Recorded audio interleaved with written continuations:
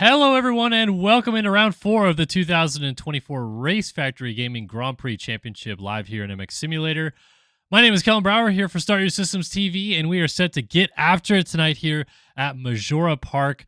Fantastic circuit here for the MXGP of Italy, or the RFGP of Italy, I should say, in this game. Going to be a ton of fun. Really excited to bring you guys all the coverage here tonight of this race. I needed to jump into the server, so apologies, I'm a little bit late on that, but we're going to jump in there right now and get racing here in just a moment. We'll talk about qualifying times, we'll talk about this racetrack, of course, and get you guys geared up for the 4th round of this series. And hopefully we can get loaded in here pretty quickly. I had to download a bunch of packs right at the end because people love to send skins as late as possible. So let's go ahead and talk about qualifying real quick before we go racing here tonight. Jet Holyhead is back. It looks like he is going to be racing in the MXGP class tonight. I tried to download his skins. His pack was too big for me to get done in time, but I think I have something of his. I don't know what, but I did download 2 packs. The other pack was like 3 gigs, and it's like, yo, don't send that to me 10 minutes before the stream starts. Anyway, Jet Holyhead fastest at a 142.1. Tyler Lang 142.3 and a 143 flat out of Seth Shirley. Frank Jackson, Colby Eaglin, Bendis. Julian Ori also here tonight. Tom Quino, Killian Ortiz, and B-Lars, Brandon Larson. Colby Eaglin is the championship leader in the MXGP class right now, and we'll see if he can't keep the ball rolling. We have 48 people running laps, so we should have a consi here in this MXGP class.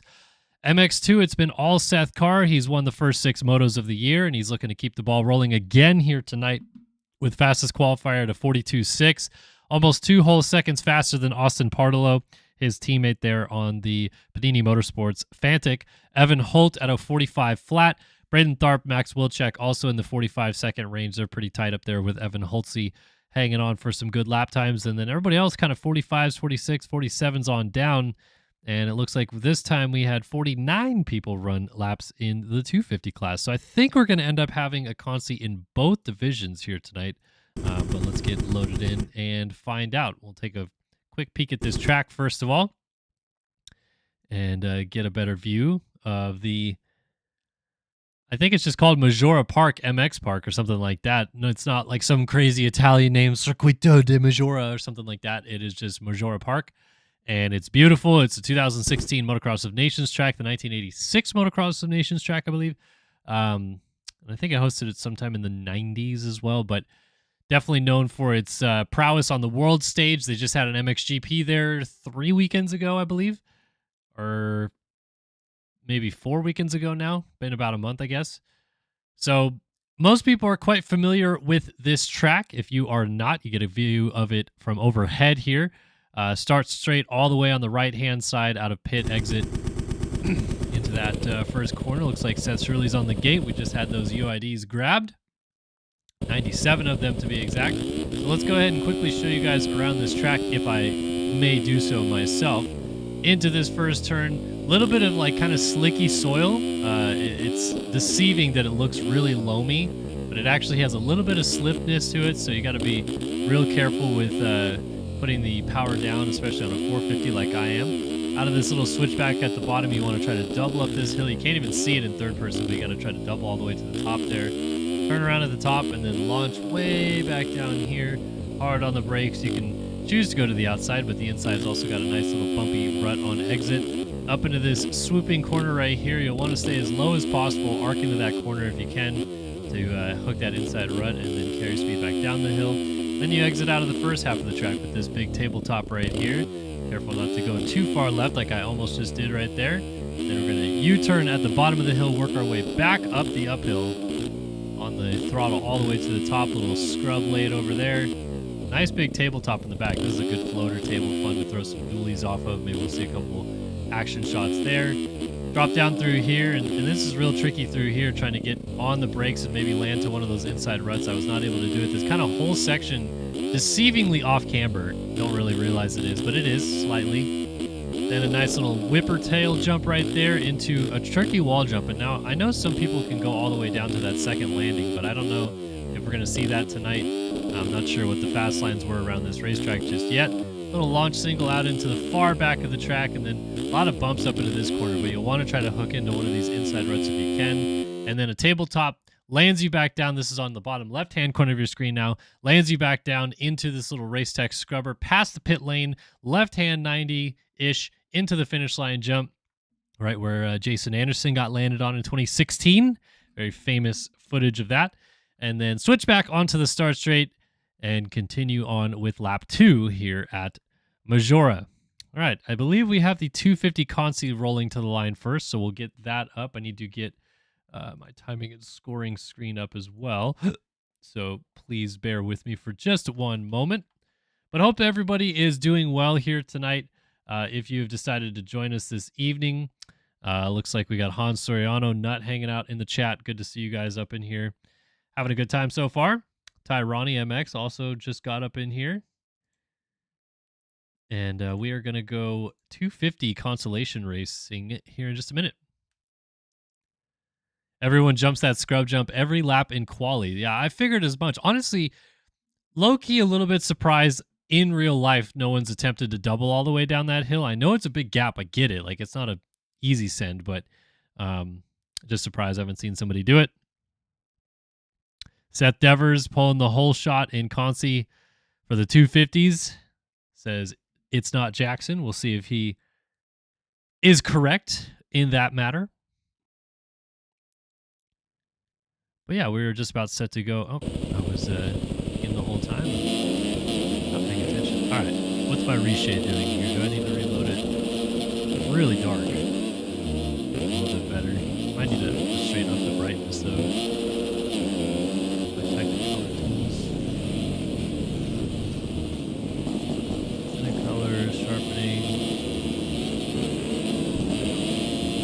Brightness is all the way up. Break up the strength of it. Refresh. There we go. All right, 250 Consolation Race. This is, for those of you that don't know, this is basically a last chance qualifier. These guys all did not qualify their way straight into the motos. They have to race their way in. And actually, quite a few dudes in this one, 14 to be exact. Cole Harkins, Kobe Boubier, Alex Zellner, Emmett Sun, Dustin Garrett, Seth Devers, Corbin Menon, Tristan Judd, Freddie Grove, Aiden Baker, John Matthews, Harrison Gafford, Evan Cormack, and Nick Niles going into turn number 1. 4 go through, 10 go home. We're off and running. Good start out of the middle from the, is that the 883, I believe, of Kobe Boubier. He's going to push wide into the first corner and get outdone here by Nick Niles. Niles gets the Holy. Emmett Sund up in second on the 413 early on, and everyone's looking for those early positions, trying to get inside the top 4 and break away if they can. Aiden Baker moves up into third, and we got Zellner getting around the outside of Boubier into the 4 spot. There's Baker, there's Zellner. They get together, and somehow Zellner does not fall. He's going to lose a lot of positions, and a couple riders did go down. I think one of them may have been Boubier on that downhill. So Niles and Sund getting away. Now Cormack moves up to third, and Freddie Grove on the 777 finds his way into P4.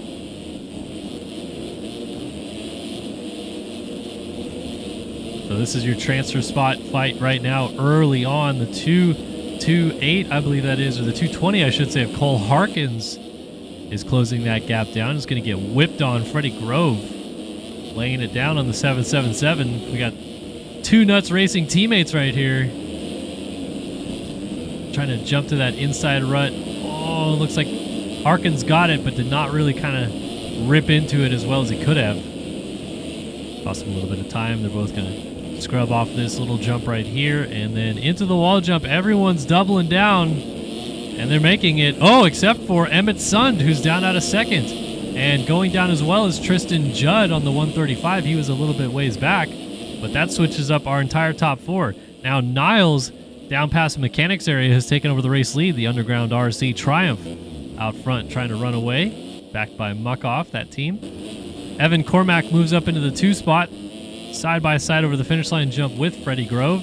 And now Cole Harkins is into the final transfer spot with that crash from Emmett Sund. Sund has drifted all the way back to 13th, so he's got some work to do as Harkins lays it into that inside rut. And here comes Alex Zellner. Harkins able to jump back on, but Zellner's there looking for an opportunity. Oh, front end tuck now. Or Zellner puts him down in the 117, sneaking into the picture. That's Dustin Garrett. He gets crossed up. Zellner wants no piece of getting past just yet. But these guys are not in a transfer spot right now. This is 5th, 6th, and then 7th of John Matthews. Closing up a little bit, but they have got to go get Cole Harkins on the number 222 Nuts Racing program. Niles, Cormac, Freddie Grove, and Cole Harkins. 8 seconds separate them. Coming up through lap number 2 of 4 on this race. Seems like Zellner maybe has a little bit of the speed in hand to perhaps run down Cole Harkins. And he's trying to bring the 117 of Dustin Garrett with him. Scrubs off of that single jump down the hill. But Harkins actually, he looks fired up. He's trying to go after Grove. And the 2 Nuts Racing teammates are getting back together, but Zellner is right there now on the 16. Backed by BPC, jumping down the hill. How far do these guys get? A little bit long there for Cole Harkins.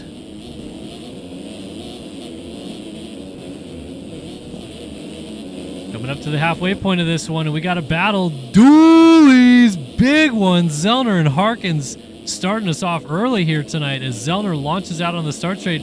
Harkins gets that power down on the 250F, cuts to the inside to block the line off. They're still side by side. No dualies there because they're trying to square each other up a little bit. Harkins pushes out wide. Zellner squares the corner back off to the inside, and he will move up into P4. Nice move. And then he tucks the front end and goes down. So there goes Dustin Garrett by, and Zellner has it all to do again. He does still have 2 laps to work with. Harrison Gafford trying to close that gap down. Tristan Judd, Kobe Boubier, John Matthews, Seth Devers, Corbin Menon, Aiden Baker, all bringing it up the caboose here. And looks like Emmett's son is out of this one.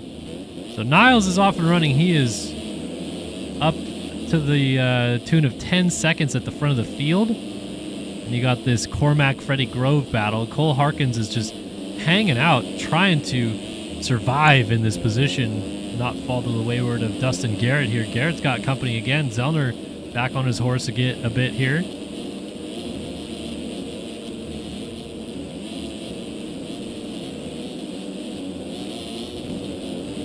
Up to the top of the hill and across. Dustin Garrett, Alex Zellner, 5th and 6th on the racetrack. Well, one of them wants to be the guy that runs down Cole Harkins, and Zellner's trying to make his case as he launches to this outside. Garrett tries to get to the inside, has to go to the second rut, and a nice move by Zellner takes the position to get back into P5. Now, Zellner clearly has the raw speed to be in a transfer spot, but he has so far found the ground a bit too often. There is Dustin Garrett not going for the wall launch, and honestly, kind of works out pretty evenly. Not too much time lost to Zellner. I like when lines like that work that way, though. It's not all cut and dry. So the white flag is waving for Niles. Evan Cormac up in P2 there.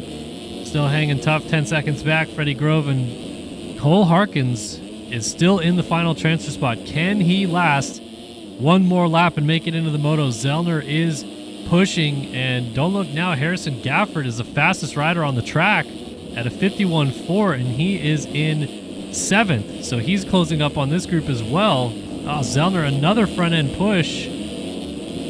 Just continuing to bite him, but this one recovers very quickly from. And you can see 4 riders going up the hill together there right behind Cole Harkins. Harkins still keeping Freddie Grove honest, and then Gafford looks like he just got by Dustin Garrett. Garrett was off the track. Gafford is now into 6th.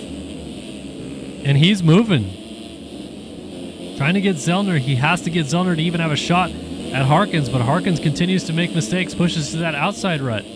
They've caught up to Freddie Grove again. Niles must have gone down. It's only a 5-second lead. It's tightening up. Where is the advantage going to be taken, though? For Zellner to try to get around Harkins, or will they get together and Gafford get by? Gafford is licking his chops, hoping these two make contact. They jump down the hill in unison. Gafford right behind them. As to the outside goes Zellner. He's going to go middle rut, carry that momentum. It doesn't quite work. Gafford is right there, and to the inside comes Zellner.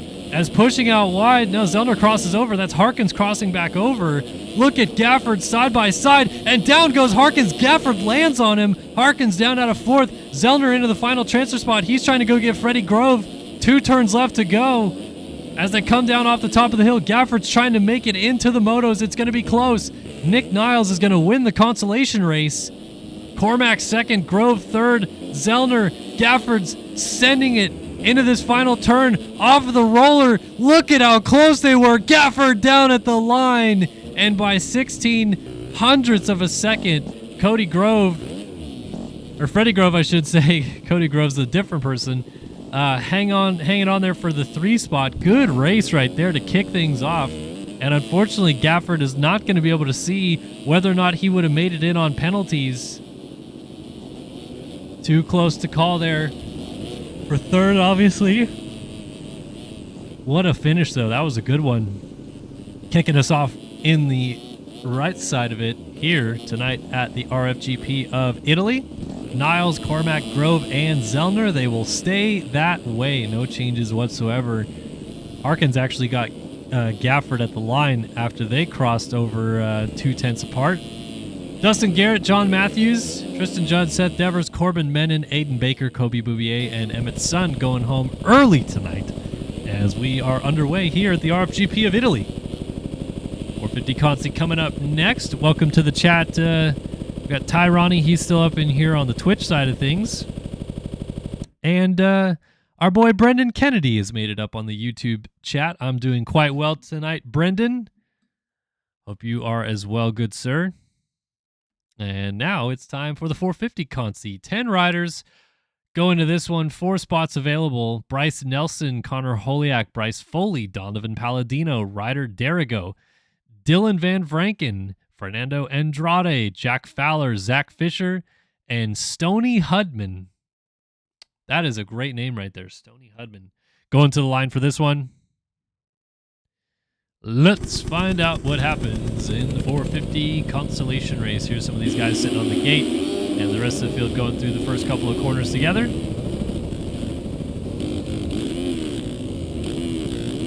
Harrison would have got it off cuts. It says Dilrop 259, tough break. Gafford went for the send and comes up short. But honestly, I respect the send. I know that he's going to be bummed not to be racing the motos, but I like the commitment to try to make it a good race to the flag.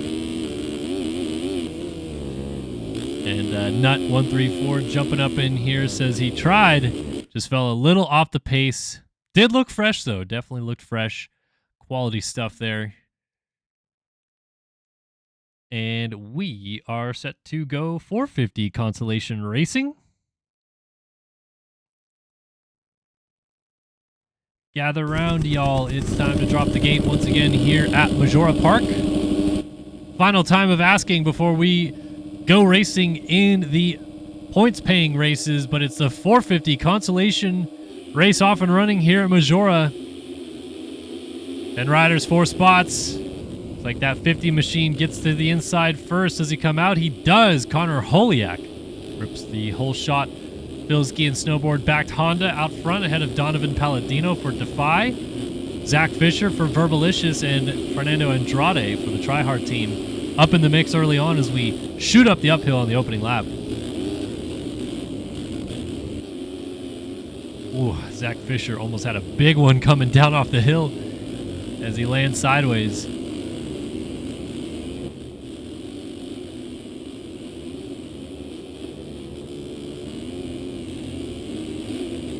Andrade hanging tough. So Dylan Van Vranken and Bryce Foley are in the mix fighting it out for P5 right now. Foley lays over a huge whip off that tabletop. That was pretty slick right there.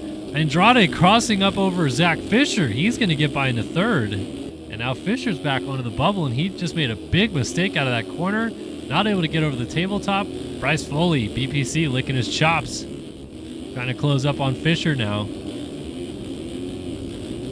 Pretty solid opening lap here. No one really hitting the deck yet or anything along those lines. Well, that's going to be a tough recovery there for Foley as he bounces off the wall awkwardly. Still goes for the big send. And dies, landing off the right side of the track. Went for it all and came up with nothing.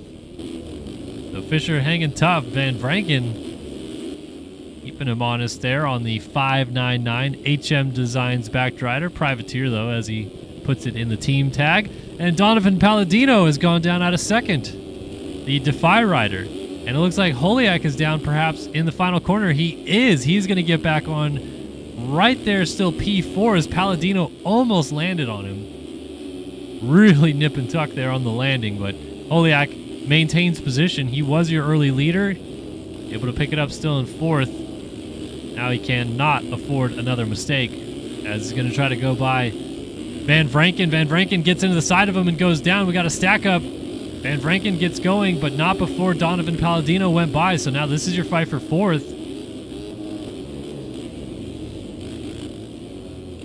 Inside and dropping down off the hill, pushing all the way to the bottom here. Palladino swings out. And Vranken just hanging tough, hoping for another mistake. Sneaking into the background as well is Ryder Derigo and Bryce Foley.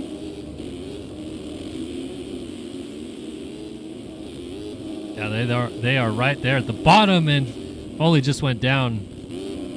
Derigo is on the move right now. Look at him go on the number 55 All Fun backed machine, which I downloaded the All Fun pack and still don't have his skins. I don't know what's going on there. And Vranken, though, is dealing with some heat.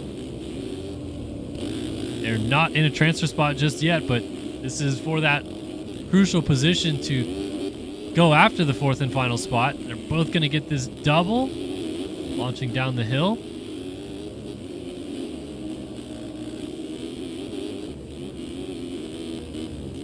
All right, coming up to complete halfway through this race.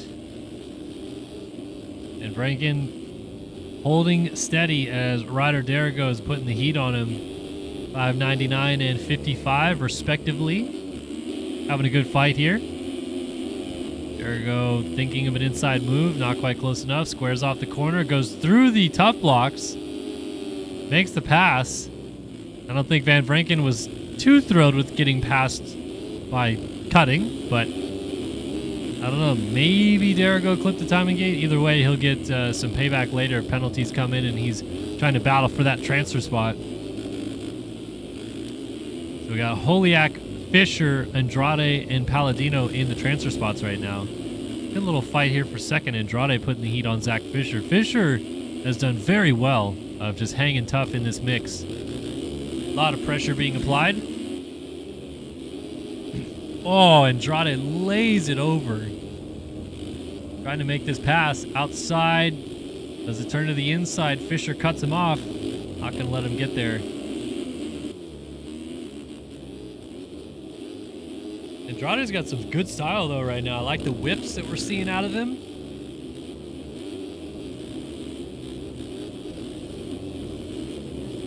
Oh, but he gets into the back of Fisher, and he's off the bike. So through goes Palladino, and there goes Ryder Derigo. Perhaps a bit overzealous, and Andrade picks it up, cuts across Dylan Van Vranken, and gets teed up. That's all on Fernando Andrade. That would be, if that was penalized, that would certainly be considered an unsafe track re-entry. Even though he's still on the track, you cannot just pick it up and beeline across the track. So that's all on Fernando there. Oh, Zach Fisher just went down out of second. So there goes Palladino, and here goes Ryder Derigo.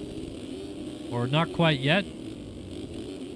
Nah, just landing off the table. So Bryce Foley nowhere near. Fisher's got some time in hand here to make it work, as Holiak is long gone at the front, 11 seconds up on Palladino. So how do these guys manage on this final lap? Let's find out. Holiak, Palladino, Fisher, and Derigo, your transfer positions.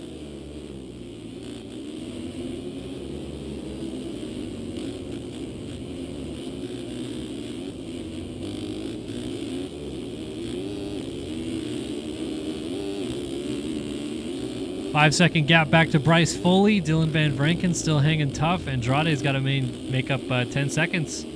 on this final lap, which is not impossible if the rider in P4 right here, Ryder Derigo, goes down, or if Zach Fisher has another moment. Derigo has caught Fisher rather quickly here.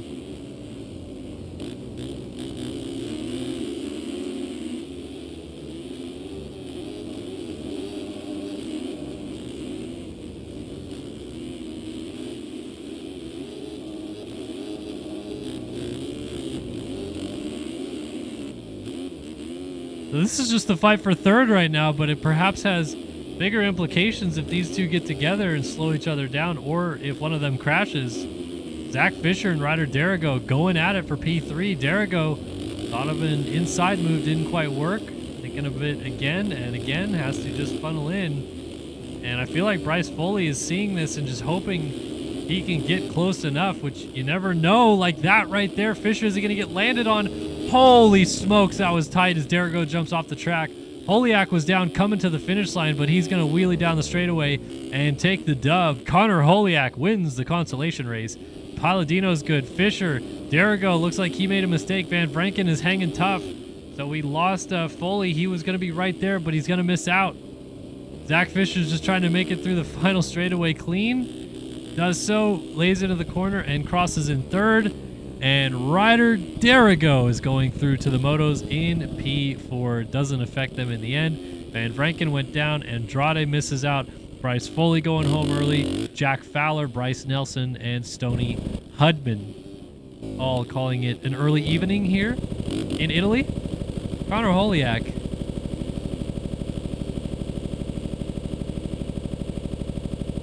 out here looking real solid.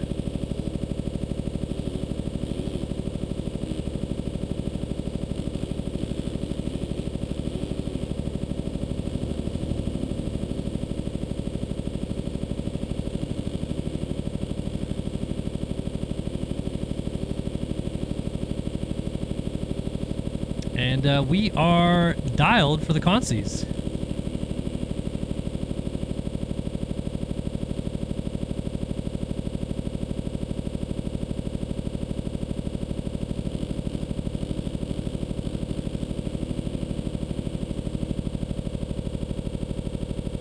All right, we are good to go. The consolation race is here tonight, and coming up next, we've got MX2 Race number 1.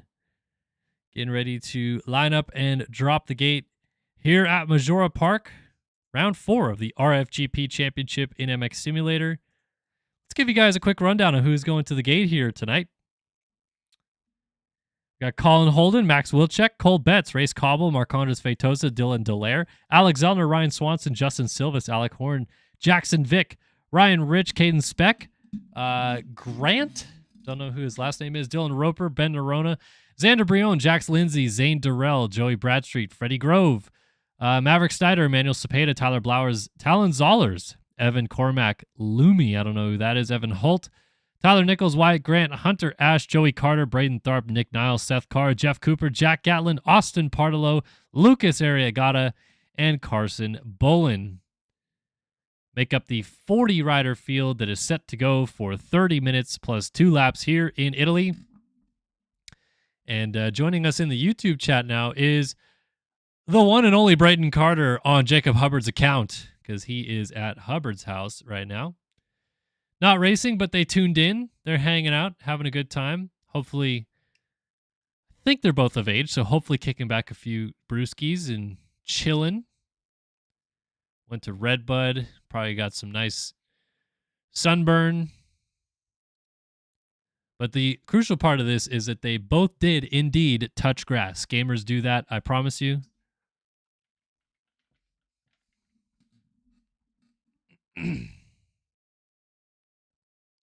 And good on them. Get outside and experience the world of the Redbud National, which seemed chaotic this weekend. I did not get a chance to go, but it certainly was packed to the brim, it seemed, at Redbud.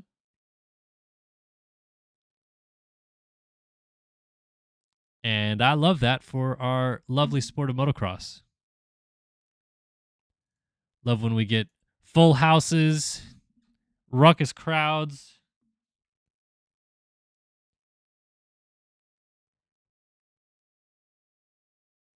Ooh, Carter not burnt. Hubbard, however, is cooked.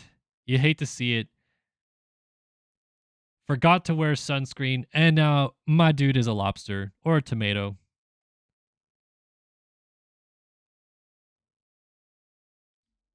Tough look out here. Yamaha 772 in chat said Redbud was an absolutely was absolutely amazing this weekend. Definitely looked like a lot of fun, honestly. Just a lot of people. Podium celebration. Evan the Deer got in the mix.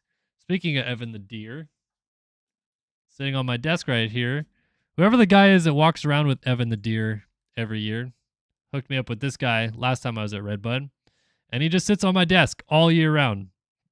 So shout out to Evan the Deer for keeping it real.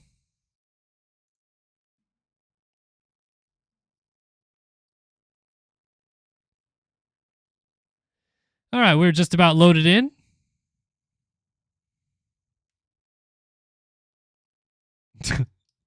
Bro, you got to always reapply the sunscreen. My sunscreen synopsis of the day, I get to a national to cover it, for example, at around 7 a.m.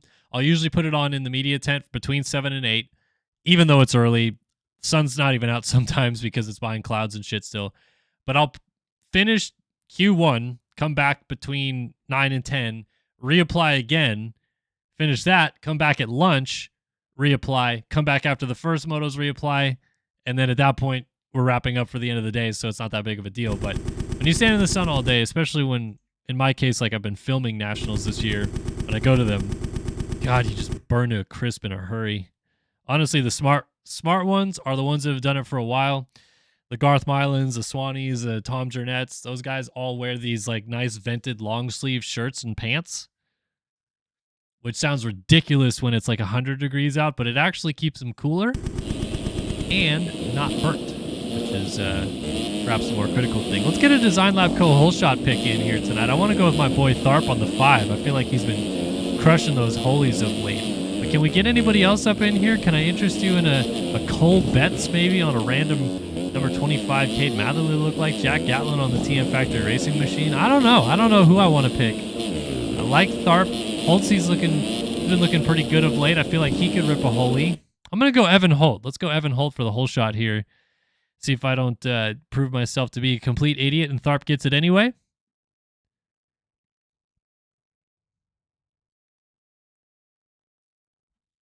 But it is time to drop the gate at the RFGP of Italy. Round 4 of the championship. Third time we've been to Italy this year already.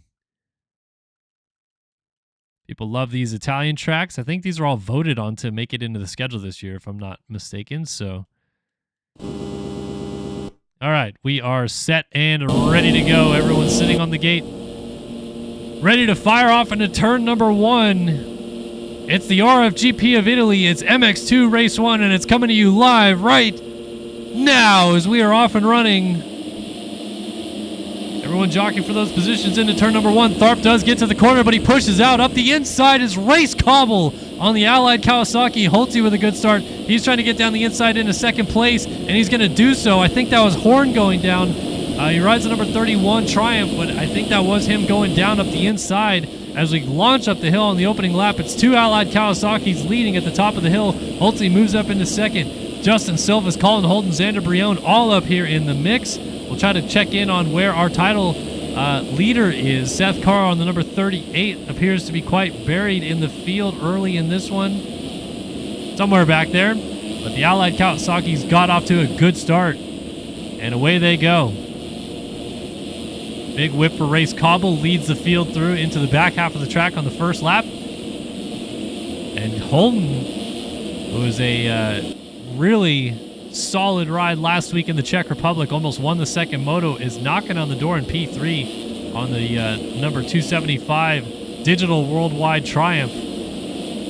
And with him on the beta right there, Justin Silvis, another Dr. Do Racing beta up in the mix. Meanwhile, fight for the lead. Holtzy's putting the heat on his teammate.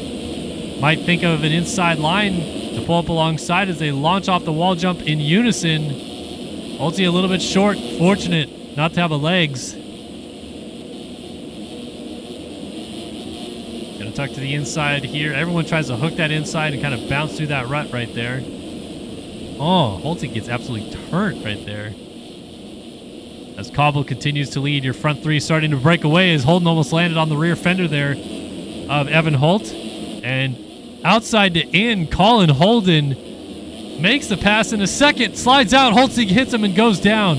Oh, he's going to lose several positions. Tough time to go down right at the end of the lap one, and he is going to slide all the way back behind Dylan Dallaire. He's now 12th.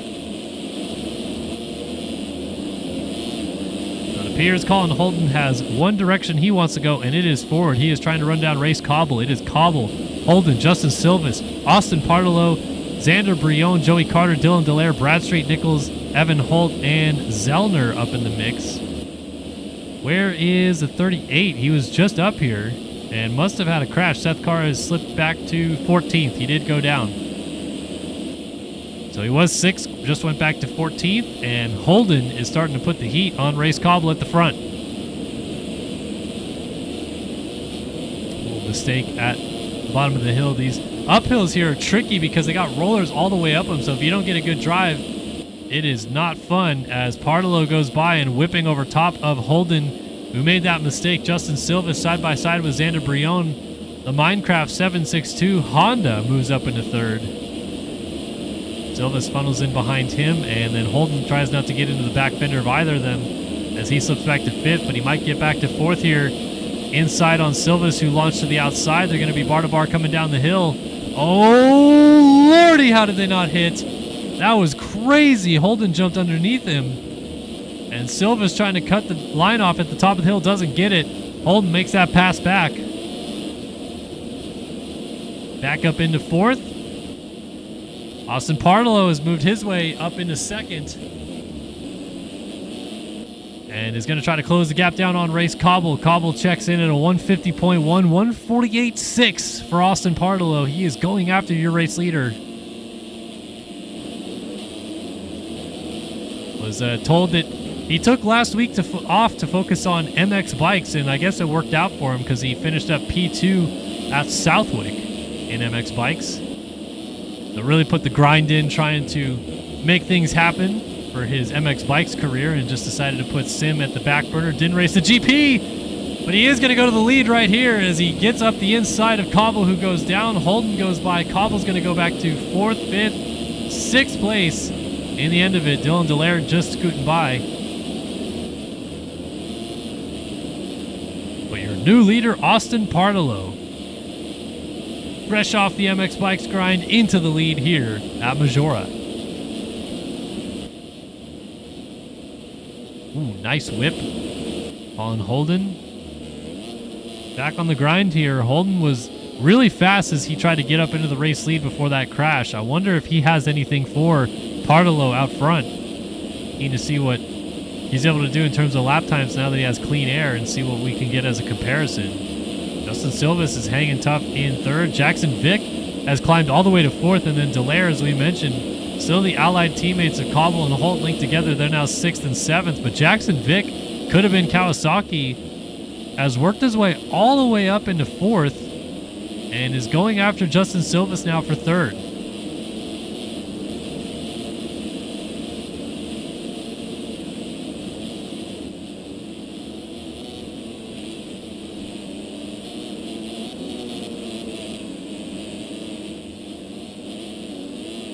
Coming up over the finish line jump they go, and now it's a 4-second lead for Austin Partolo. Resets fastest lap at a 1:45.890. It's a new fastest lap of the race.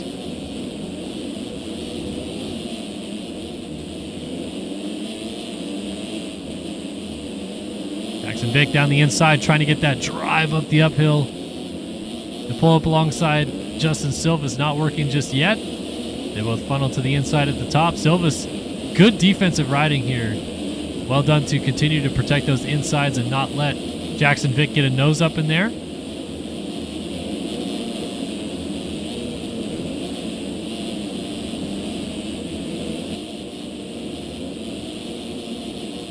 Whips it out to the left side of the track, then cuts back to the right. Funnels in right behind him. Trying to square this line off at the top of the hill, and it might work. Up alongside of him, dualies. Not quite close enough. You can see he's trying a lot of different options, though. Inside here, outside there, carry speed, or cut tight. Neither of them working thus far.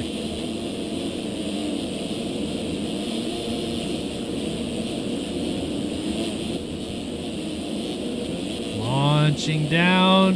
Oh.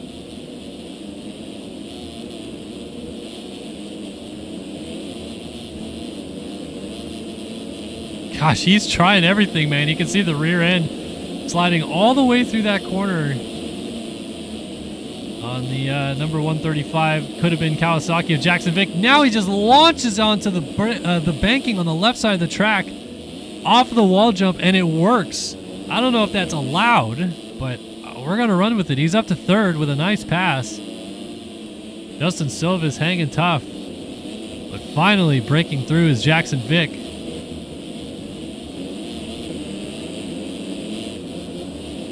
Now Silva's high centering on that red a little bit, and here comes Evan Holt. Dylan Delaire lurking in the background. Holt got a great run up the hill, and he might make it work easily up the inside, and he will. Silva's trying to fight back, but Holt now blocks the line off and gets back to the inside. He'll control it from there, and Evan Holt takes over fourth place. Oh, look now, here comes Dylan Delaire, the RBT Honda. He's getting up into the mix as well.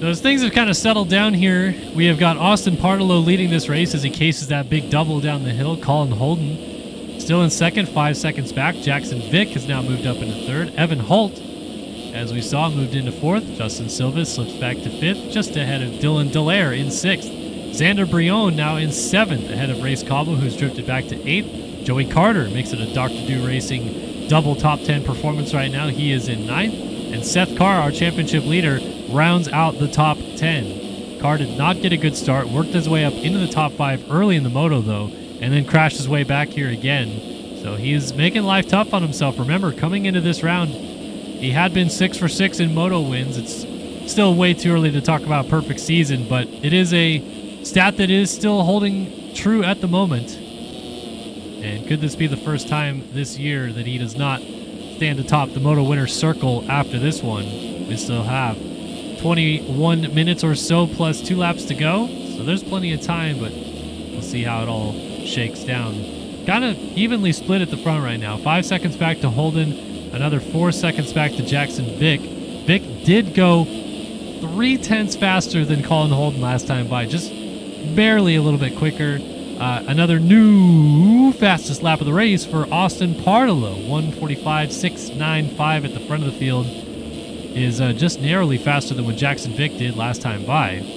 I'll tell you what, who's starting to cook right now, Evan Holt. Holtzy is closing the gap down. He went 46.1 last time by. These times are real tight at the top. And Holt looks like he is on a charge.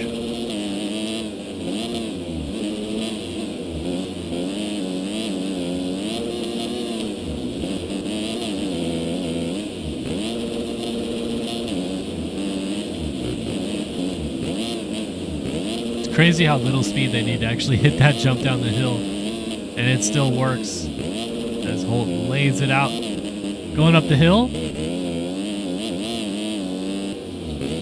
You can see Jackson Vick up ahead of him, so Holtzy at this point is just trying to focus forward and maybe see if he can't close that gap down.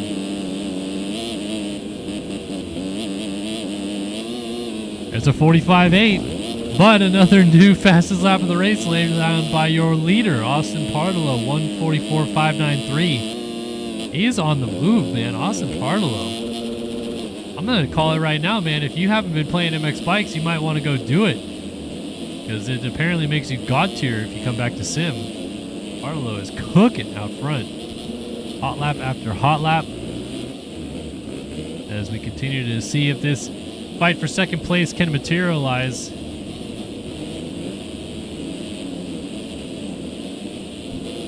So Holtzy, as a reference point, last time by was 1.6 seconds faster or so than Jackson Vick.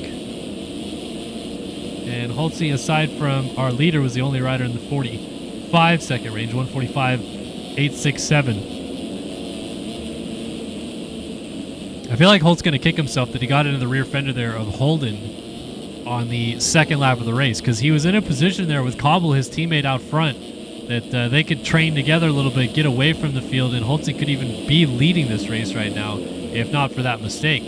As, Partillo was down, and he's right in this mix suddenly. So Partillo gets up right in front of Holtzy, and he's side by side with him going off this jump. Your new leader was actually Holden, but he just went down. Holt jumps around the outside of Partillo. New leader Jackson Vick, as all this chaos is going on. Holtzy and Partillo throw dualies. Holden did not fall off the bike, but he's still right there in the mix. So 1, 2, 3 on the racetrack are right there on your screen as Jackson Vick takes over the race lead. What a weird sequence of events. Partillo went down, and then Holden kind of disappeared off screen as well. And the lead changed hands twice in that sequence. Jackson Vick now out front.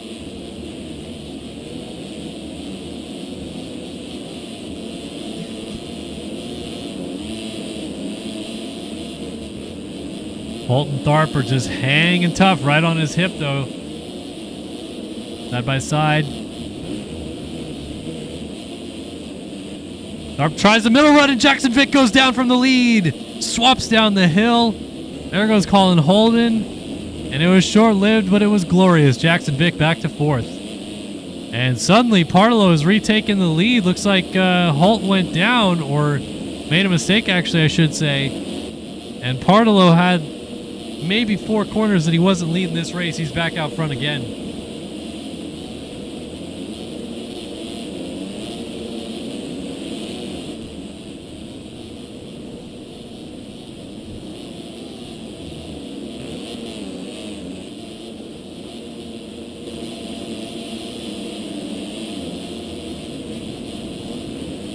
Oh, high centered on the run, and that's going to be a change for position again as Holtzy takes over the lead.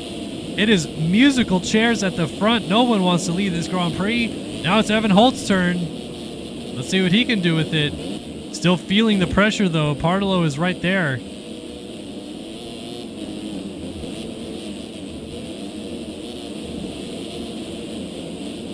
And with all this chaos, Jackson Vick has moved back into third.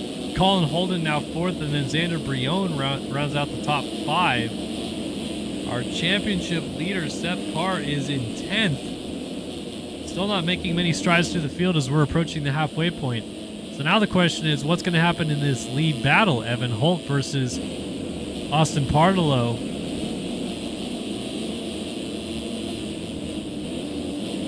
It's Juice versus Holtzy here at Majora. Halfway through MX2 Race 1, halfway still to go.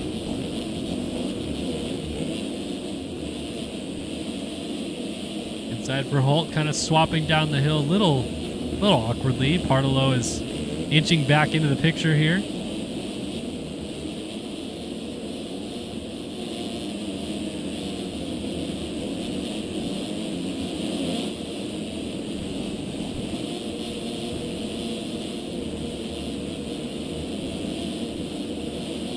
Holt's done a pretty good job, though, of settling right into that same pace that he had going.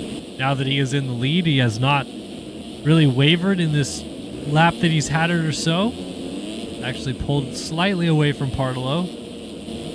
Lap times are close, though. I mean, they both were in the 45s quite a bit.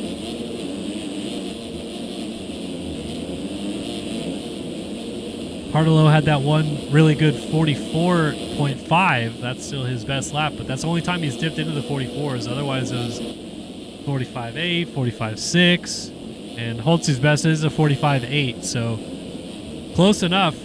Now the question is, can it last for the final 14 minutes plus 2 laps? And what kind of battle are we going to see out of this as well? They are 9 seconds up of Jackson Vick, so they can almost kind of focus on each other a little bit right now.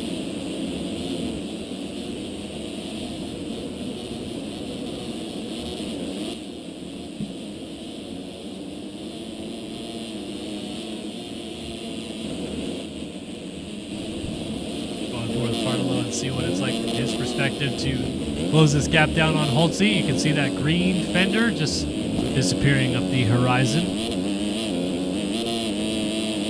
Oh, using sneaky lines going around the Cherby stakes right there. Look at this, Bartolo. He's on it again. He's trying to get to this inside to make the pass, and he pushes Holtzy out. They both fall, but do not fall off the bike, and Bartolo takes over the lead again. That was aggressive, to say the least, but perhaps just got out of shape, wasn't expecting to do so, and pushed them both out. Fortunate, either rider went down. Now the question is, can Holtzy respond and get back to his rear fender and repay the favor?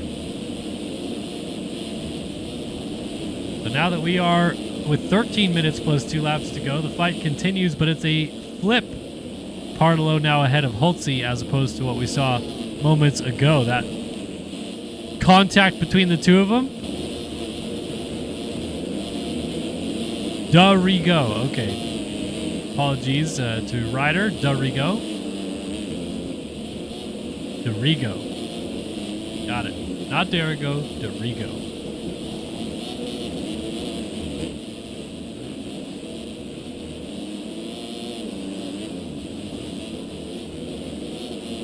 Oh, Bartolo.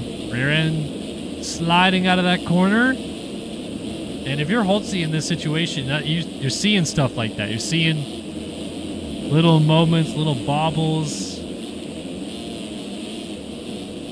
Starting to become a bit more frantic out front, perhaps, is Bartolo. I would like to perhaps switch away from this battle to go look at a couple other ones, but I am worried that I would do so, and then they would actually start battling each other. 1.2 seconds separate them, and I say that Holtzy goes down. So Jackson Vick is going to close up, but not get by. Holtzy retains P2 on the track. And another weird spot to go down, kind of through that switchback section, but perhaps just catching the guys out a little bit. Oh, now Jackson Vick pushes the front and goes down. He is easily going to pick it up still in third, but falls off of that fight that he was having with Holtzy for second. None of the riders that went by were for position. This is the next position. Still 2 turns away. It's Colin Holden on the Digital Worldwide Triumph. And then here comes Seth Carr now into 5th. He is 34 seconds down with 11 minutes and 2 laps left to go. I don't think he's winning this. Never say never. But this could be where the perfection ends for the number 38.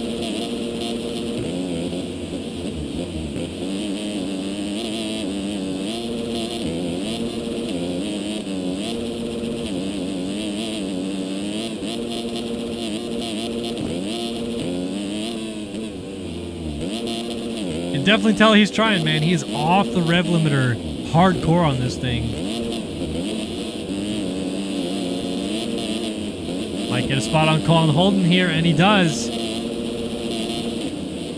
Holden made a mistake or perhaps went down, and Seth Carr, none the wiser, just goes by. Says, I will take that, good sir, and continue on my way. Past the 20-minute mark of this moto, Jackson Vick, Evan Holt, Austin Bartolo are your podium positions, although in opposite order, as Bartolo leads this race.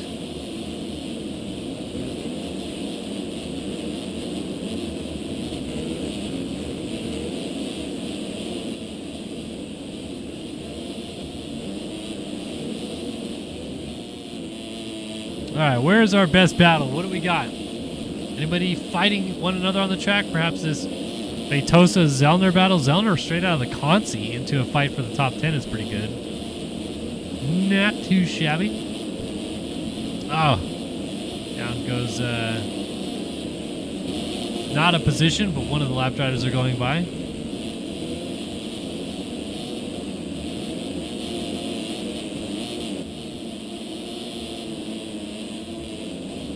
Good little fight. Zellner, Wyatt Grant also in the mix. Joey Carter just ahead of them.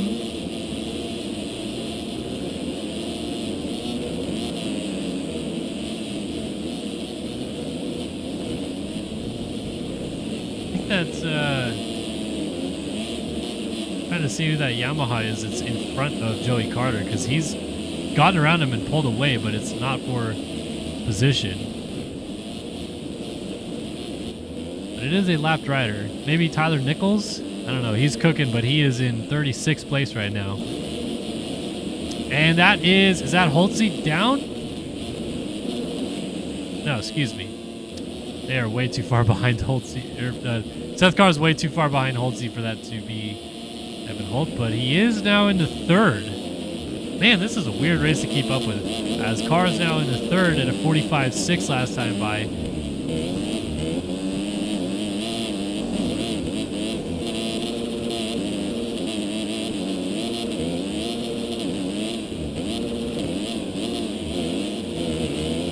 Gap still out to 5.6 seconds. Evan Holt trying to close the gap down, and he's going to get it right there. Partolo was down.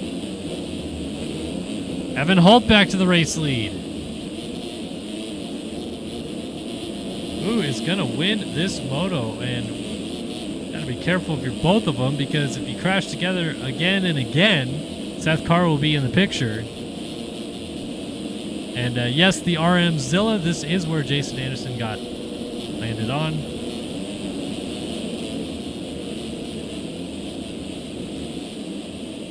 So Carr got up into third, and then Jackson Vick just went back by him. They both kind of bounce a little awkwardly out of that corner. Inside move for Carr, outside for Jackson Vick. Lines come out pretty evenly.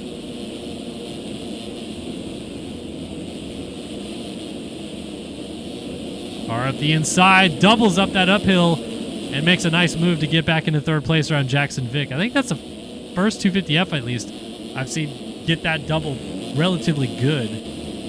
Tough to get that momentum driving up the hill that way, but he does it well. All right, so we are approaching the final 6 minutes and 2 laps left to go.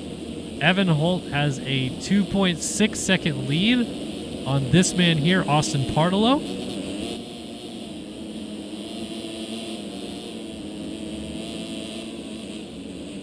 Oh, Partolo front end pushing down. All right, now it's going to get interesting here. Partolo is going to pick it up about... Actually, because Seth Carr went down again, he did. Wow. Never mind. I was going to say Seth Carr is going to be closer. Went down again. Back to fourth for our championship leader. And, I mean, he had a massive championship lead, so this doesn't matter really at all.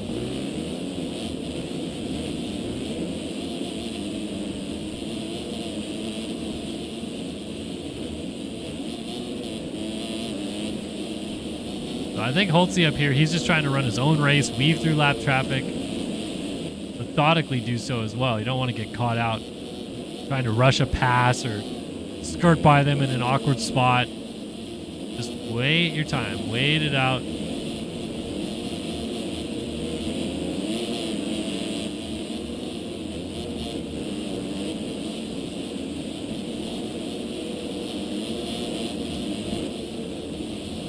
Minutes have come and gone. 5 minutes plus 2 laps still to remain, and it is Evan Holt, Austin Partolo, Jackson Vick, Seth Carr, Colin Holden your top 5, ahead of Dallaire, Carter, Grant, Brion, and Cobble inside of the top 10. Good points scored through those positions.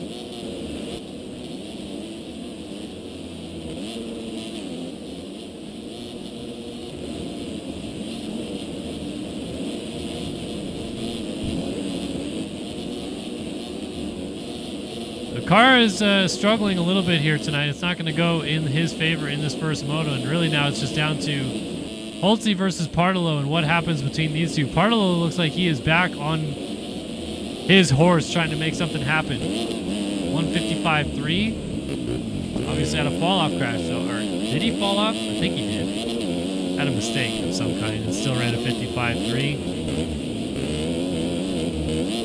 And it looks like Holtze was just down at the top of the hill, maybe laid it down on the inside. And another rider's backing into that rut there. Ooh, that was real close there. The 26 machine of Caden Speck trying to get out of the way of Partallo.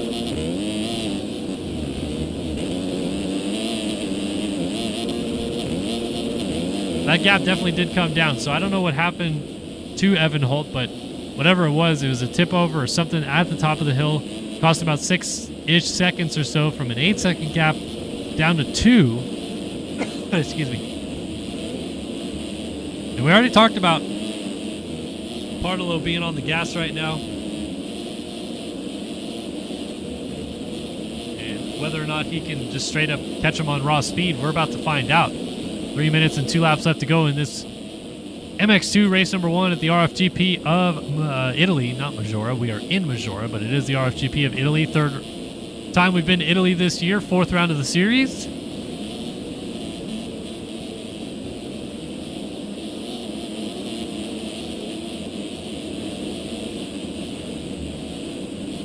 And this is the difference between our two leaders right now. Evan Holt and Austin Partallo. Partallo 48.8 last time by.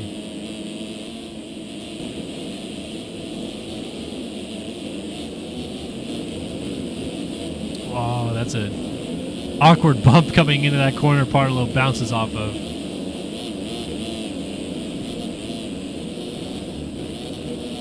It's a tough part about these late race potential charges. You see guys really going for it. As Partallo's down again, same spot that bit him a moment ago over the bars. Ozzy did not really get away completely comfortably, but yeah, definitely not comfortably at all. I think the gap is, no way it's 9 seconds, but it just went back out there because Partallo hit a down rider.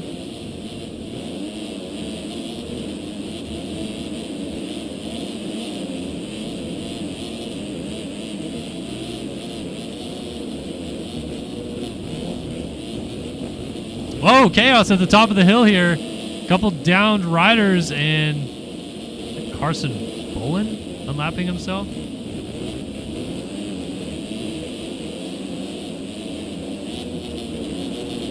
Apologies, my dogs are losing it, so I'm trying to look out the window here. See what's going on, but car did get hung up a little bit.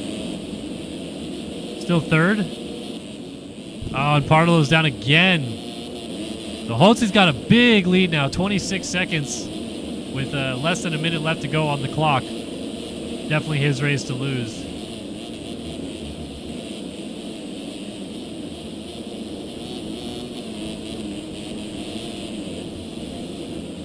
So up and over the finish line jump. It'll be 3 to go this time by. Time will most certainly expire this time by.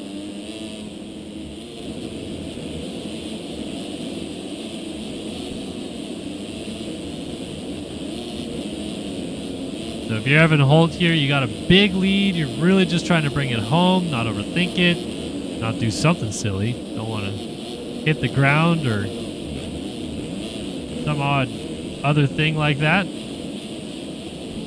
This is where Partallo's made those mistakes on that dreaded downhill off the top. It's like I think they call it the elevator shaft or something like that. It's such a huge drop.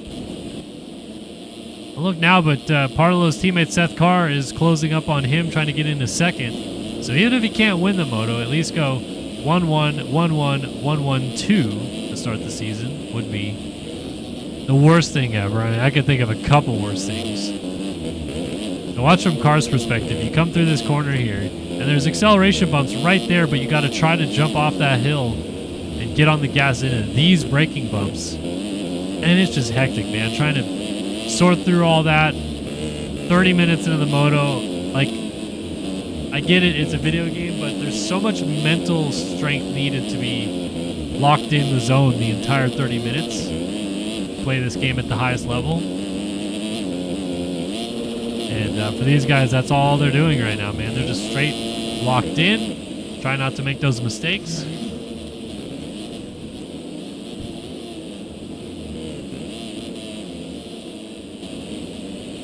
Jackson Vick still hanging tough, as is Colin Holden. They're in a good fight right now for 4th.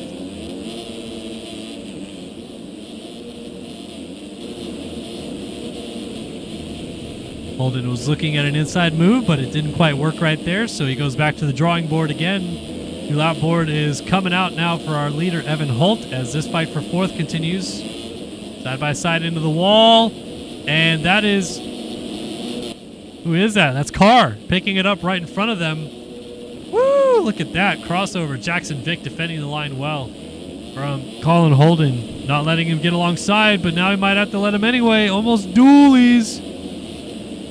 Now they're side by side in the mechanics area. Vick gets the power down, pulls it alongside, and blocks the line. Inside option for Holden. Doesn't quite work, but pretty close. Gosh, he's just looking for the opportunities.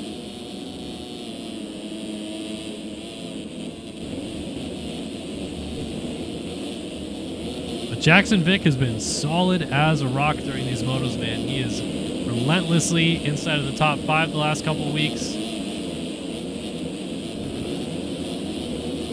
And it seems like he's able to charge up to this position as well. It's not just starting here and staying here, which he's done that a handful of times, but he also has done very, very good at just letting the positions come to him and working his way forward.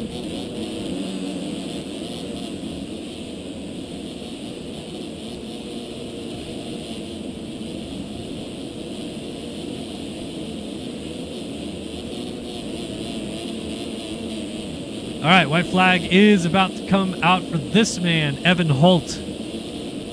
25-second lead coming to the white flag as he goes past the mechanics area, lapping the number 13 of Emmanuel Cepeda. And white flag is out here at Maggiora. Evan Holt on his way to winning MX2 Race 1 at the RFGP of Italy. I talked about it early in the moto, got together with Colin Holden while they were battling for second, went down on his rear tire and drifted back to mid-pack somewhere, let's say P15. And it took him a minute to regroup and get the momentum going again.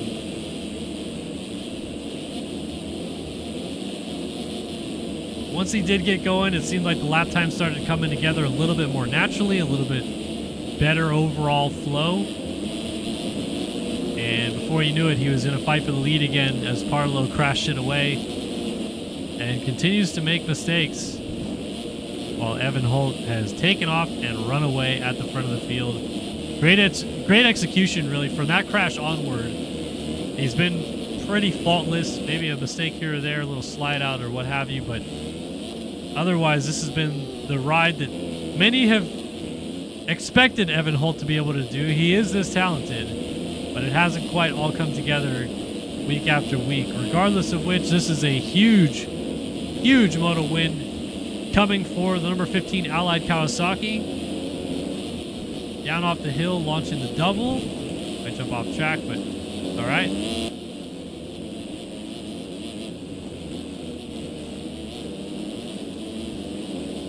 2 turns to go. He's going to come down off this big floater table and give us a nice show right there. Big upside down whip for Evan Holt. Launching out past the mechanics area into the final corner. MX2 Race 1 at the RFGP of Italy goes to Evan Holt. Takes a huge emphatic victory, and he's going to be stoked with that. Parlo is trying to keep Seth Carr at bay with 2 turns left. It looks like he's done the job. Watch out for lap traffic. Try not to intervene with them. But there it is, Parlo in second. And Carr loses his first moto of the year. It's a 3rd place finish. He won 6 straight to start the season and now gets a 3rd. He'll be back with a vengeance in the 2nd moto. Jackson Vick is going to pick up P4, so he hung tough there ahead of Colin Holden, I should say. Holden ends up 5th. Excuse me. Wyatt Grant in 6th. Dylan Delaire 7th. Race Cobble 8th. Nick Niles 9th. Jack Gatlin 10th. Alex Zellner 11th. And Emmanuel Cepeda in 12th. Last guy on the lead lap. Tyler Blowers was the first man a lap down in 13th. 14th for Xander Brion. 15th Maverick Snyder. 16th Braden Tharp. 17th Joey Bradstreet. 18th for Hunter Ash. 19th for Lumi. And 20th was Marcondes Vetosa. Like Dylan Delaire went down right before the flag, as did Race Cobble. And really kind of looks like they're just going to change positions and hang there. Wyatt Grant ended up a very good 6th place in that moto. 7th for Delaire, 8th for Cobble, 9th Niles. Zellner's going to get 10th. Gatland 11th, unless these two crash, and they're good. And Emmanuel's paid at 12. All right, that is 250 Moto number 1, or MX2 Race 1, depending on what you want to call it. I'm gonna go grab a drink real quick, so I'll be right back. But hang tight with us, folks, here on the stream, and we'll be back in just a moment for more MX Simulator Racing here at Majora.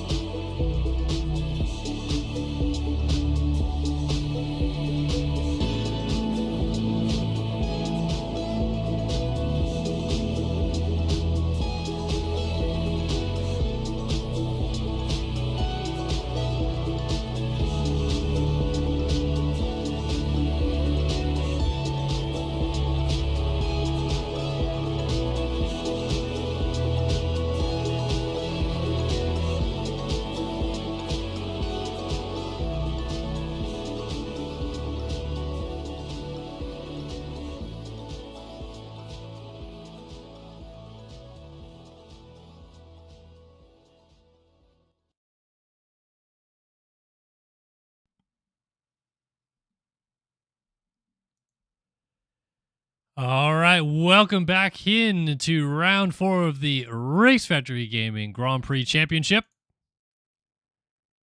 here at Majora Park in Italy. It is the RFGP of Italy, and the MXGP class is getting ready to go to the gate here in just a moment's time. Race number 1 of the MXGP class. Colby Eaglin leads the points. I thought my game was about to crash. Jesus. Colby Eaglin leads the points, but it has been a good fight. Seth Shirley, Braden Castellaneta has been pretty solid as well. Tyler Lang, the defending champion, has been up in the mix. We've seen a couple other guys get in the mix for some moto wins, battles, and stuff like that as well. So very, very good fights so far through the first 3 rounds, and we're set for a fantastic 4th round of this MXGP Championship coming up. So let's get a Design Lab Co. whole shot pick here. Going to the line for RFGP race number 1. Man, oh man, who do we go with? We got no Hubbard, we got no Carter. Those guys ripped some good starts last week in the Czech Republic. Feel like I'm inclined to believe that our fast qualifier Jet Holyhead is going to get a good start, but I don't know. I really do not know if he will or not. We're going to find out. So I downloaded 2 packs for Jet Holyhead. One did not finish before the stream started because it was too big, and the other I did put in, but apparently had nothing to do with what he has. So maybe I'll try to download the second pack and get it in before the second moto. Kind of feel like Stevenson might get a good start. Hubbard thinks it's going to be a BAC whole shot, a.k.a. Braden Castellaneta. There's our red plate holder, Colby Eagland.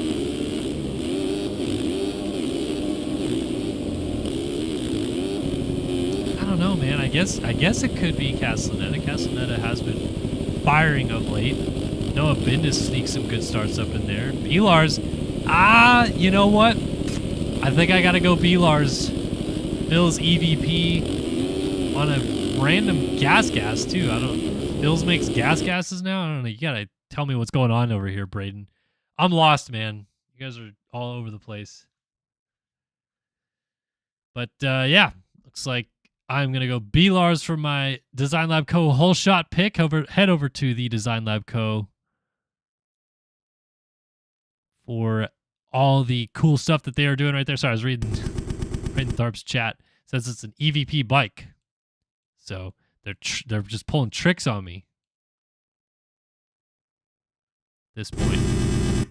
All right, let's see what happens here in race 1 of the RFGP of Italy. 30 card is up. 30 card is sideways. And Eagland do it again. Here we go at Majora. Round 4 is underway. Pretty good start for B-Lars. I like what I'm seeing into turn number 1 on the 30. He's going to push out a little bit, but it is going to be Brandon Larson with the Design Lab Co. whole shot. I knew it was a good idea to roll through the field and see who's up there because B-Lars comes out good, and I said Bindis would get a good start as well. He's in second. Sliding up inside of Julien Ory at the top of the hill and makes that pass into P2 as they launch down the hill. B-Lars leads on the opening lap. Bindis, Julien Ory, T-Lang, and Jay-Z up inside of the top 5. They're all funneling into that inside. Bindis defending the line well. Where are our title contenders? We know Lang is in 4th. He's hanging out right there. Eagland's in 11th. Castellaneta in 15th. Try to mark them as... Oh, Bindis almost jumped on the back of Larson going up the uphill. Got that double clean and made it real tight up there. Oh, and Larson down with the lead. Gonna lose several positions. T-Lane goes by. There goes Stevenson, I believe that was. Or actually, Caleb Hall went by. So Larson from the lead back to 8th. Behind Frank Jackson and Kyle Boardman side by side. There is Jay-Z. I don't know who this is. Gloria. What's the gear that he's wearing? It might give us a clue. Oh, is it Jacob Arnbrister? The points leader for the 450 AM series right now, I believe. Makes sense if it is. But Bindis leads the race. Julien Ory and Tyler Lang up inside of the top 3. And Ory, good to see him with a good start. Going after Bindis for the race lead. T-Lang is just hoping he gets in the mix, but he blows the last turn. And here comes Jay-Z. Oh, B-Lars left you guys for GP. Sad. Bills doesn't have enough budget to cover the whole GP team. This fight for the lead is good, though, man. Julien Ory wants to get by.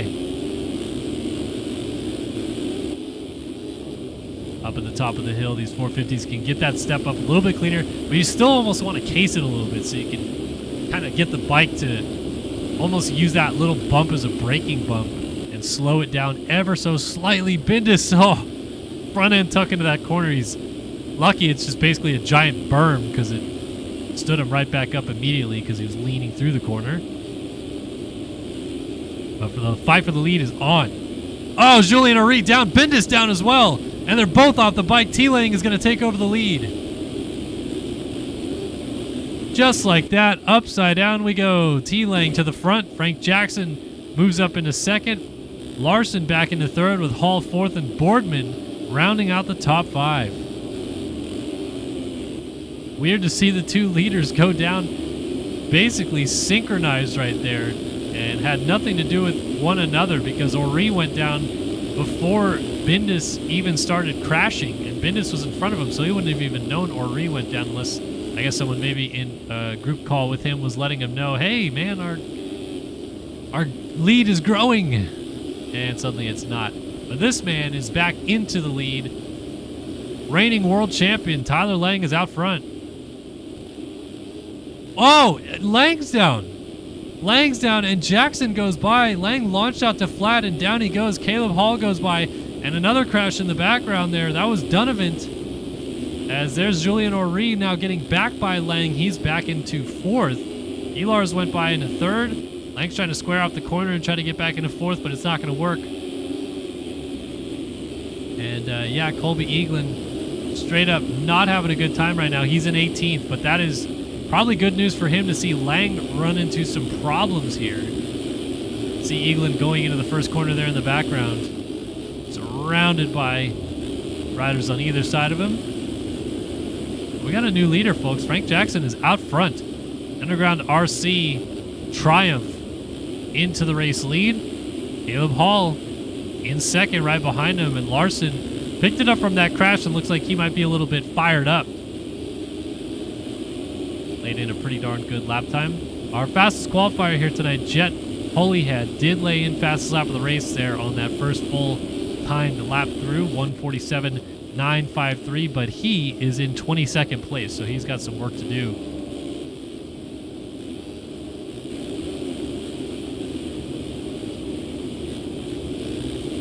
So right now, Caleb Hall is just trying to keep Frank Jackson honest at the front of the field. Jackson's getting away to the tune of 4 seconds. And you got this fight for third starting to brew. Julien Henry and T-Lang putting the heat on. Caleb Hall is down. Is anybody going to land on him?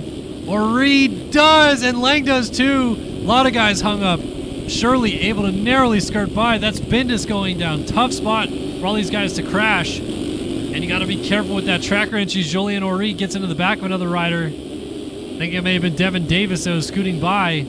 And a lot of chaos, but Lang is involved in it again as Jackson, as we cut to him, almost goes down with the lead. He had just ran the fastest lap of the race. But then a little slide out right there allows Larson to close it right back to about 5 seconds. It was out to almost 7. And Castellaneta gets up with Shirley. So these guys, they barely missed that crash. They were able to slide right through, but Castellaneta on the 8, Seth Shirley on the 6. Ready to duke it out for third place on the track. Remember, Shirley, our Moto 1 winner last week in the Czech Republic at Lockett, didn't win the Grand Prix, went 1-4. But still a very good day. One of his best so far on a 450, and followed it up with kind of a dud at Redbud. No pun intended, but not a good day for Shirley. It's been a rough haul for him on a 450 this year, and he has admitted as such many, many times, but he's starting to find a little bit more consistency of running up front with these guys. Castellaneta's a developed 450 guy. Oh, and as I say that, Shirley must have clipped his head on the inside pole. Legs off, crashed, and he's going to lose 3 or 4 positions. Going to get going behind Boardman, and let's see if he holds these positions. Lang's trying to jump over top of him.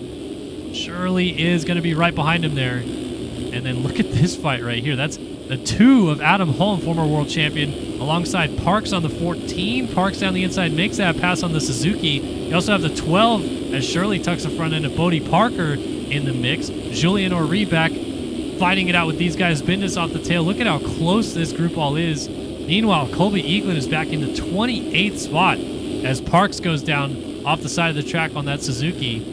There's Holm, Boardman, T-Lang, D. Davis, Jay-Z up the field a little bit with Anthony Pachone. Castellaneta, B-Lars, and Jackson still up at the front of the field here. So that is your top 3. And Jackson is starting to inch away quite a bit from the field here now, back out to 8 seconds or so on B-Lars. And we've been kind of talking the praises on the broadcast this year of Frank Jackson, particularly in the Race Factory National Championship. First 3 or 4 rounds of it, man, he was a very consistent top 5 threat. Would go 4-6 in a lot of motos, 7-3, that kind of stuff. Never really broke through for that kind of ride to battle with the leaders or anything like that, but now he's showing what he's really been made of all season long here at Majora, as he has put the 28 Underground RC machine at the front, and he is off and running, trying to pull away with the race lead. Over 8 seconds now, like I said, over Larson, then Castellaneta, Joan, and Jay-Z. Here comes T-Lang. I'm going to go with the fact that this is Arnbrister. I could be wrong. Anyone in chat wants to correct me if it's not Jacob Arnbrister. But it's the jersey number is 138, and the back does say Arnbrister, so I'm assuming it's him. He goes down, takes T-Lang with him. Boardman just misses him. Oh, you got to watch out. That's another rider going down on the 12. That's Bodie Parker. And these guys all scatter around him. Oh, Julien Ory had a big one off the outside of the track right there. And at this point, we got to go back and find where Colby Eaglin is. It is not going well. Look at this for the championship leader back here behind the 23 of Aaron Rockefeller. These two gentlemen right now are in 24th and 25th on the racetrack. So our points leader, almost 10 minutes into the moto, is still not in the points paying positions. Again, the good news for him is T-Lang having a bit of a shocker race right now. Seth Shirley not going well either. Castellaneta is having a moto that could quite literally pull him back into the championship fight up in 3rd if these two continue to struggle. But Eaglin has just not found the consistent lines yet, and it's really hurting him at this point.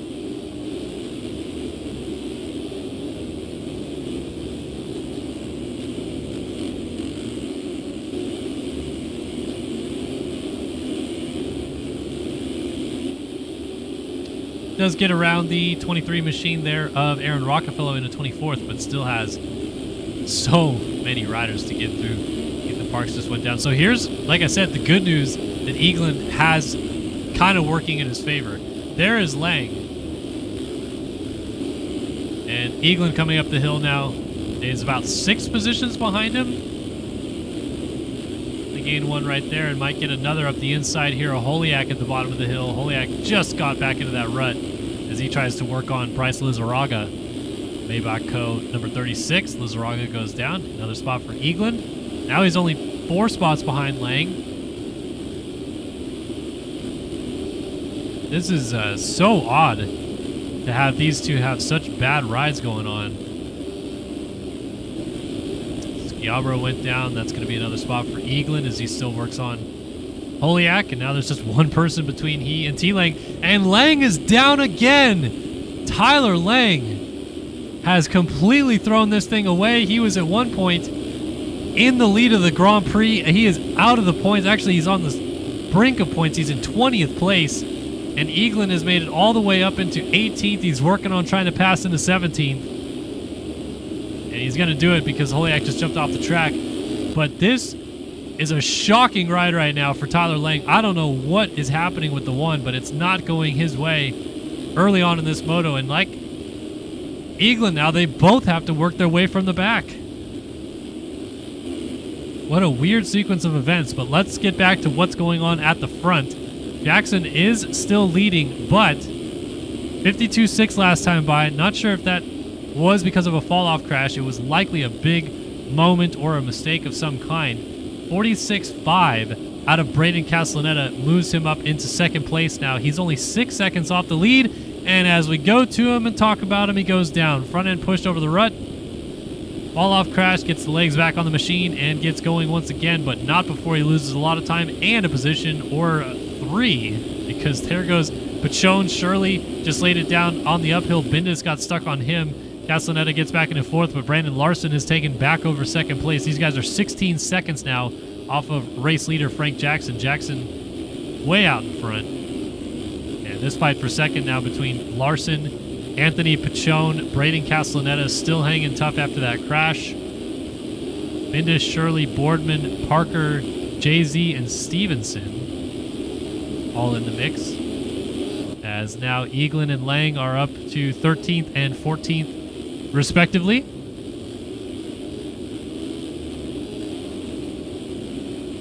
Oh, dualies. Castellaneta making a pass on Anthony Pachone. Not quite able to get the block done just yet, and going down heavily right there is Brandon Larson on the finish line jump out of second. So another massive swing in positions. Larson goes from battling for P2 back to 5th, just in front of Bodie Parker landing off the finish line jump. Shirley scooted by. Oh, Castellaneta just laid it down.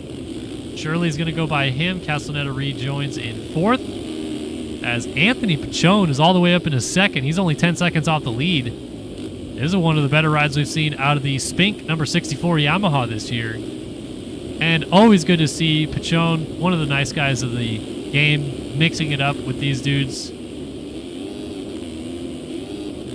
And Seth Shirley starting to put the heat on him, but Pachone is holding his own, man, blocking the lines well.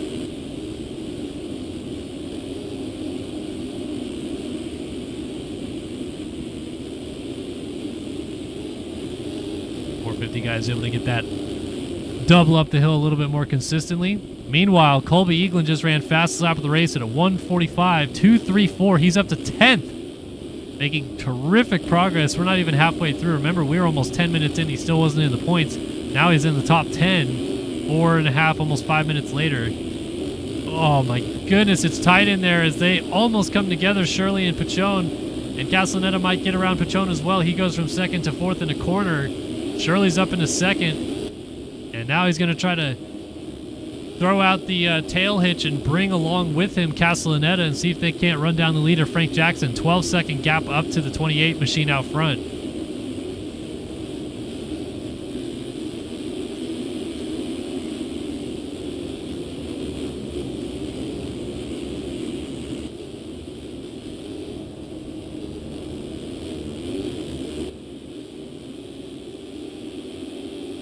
See, the lappers are coming into play heavy, though. My goodness.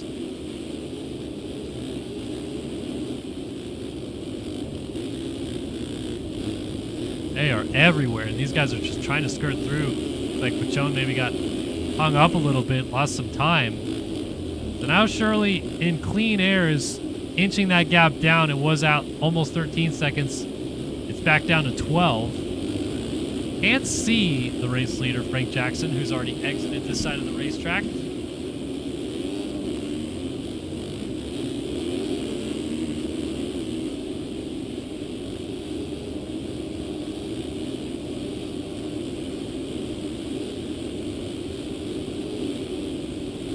Castellaneta hanging tough. And then don't forget, Larson has been right behind this battle the whole time, and Noah Bindis. Noah Bindis also hanging on tough.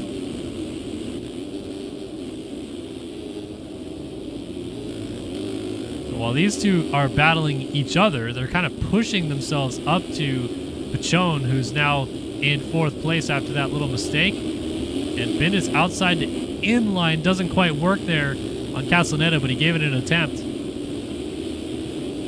Or not Castellaneta, excuse me, Larson. Castellaneta up in the 3 spot. But Larson feeling the heat right now. Noah Bindis is putting it down.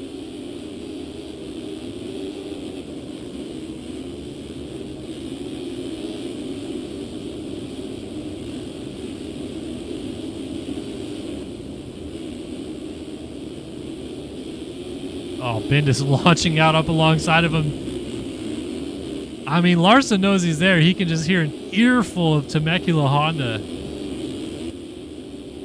But nothing doing just yet, and Larson gets that corner real clean. They have caught up to Pachone now in a fight for 4th. Pachone, high center, is on the ruts. Able to carry enough momentum to hold the spot, though. They all kind of hug that right side of the track so they can low line the lips up to the top of the hill. Oh, Pachone down.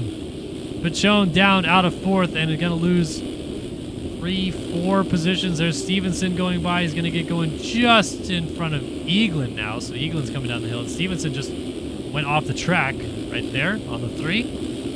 Nexus Triumph rider. Bodie Parker also went by, and then that Bindis-Larson battle still just raging on. These two going at it relentlessly.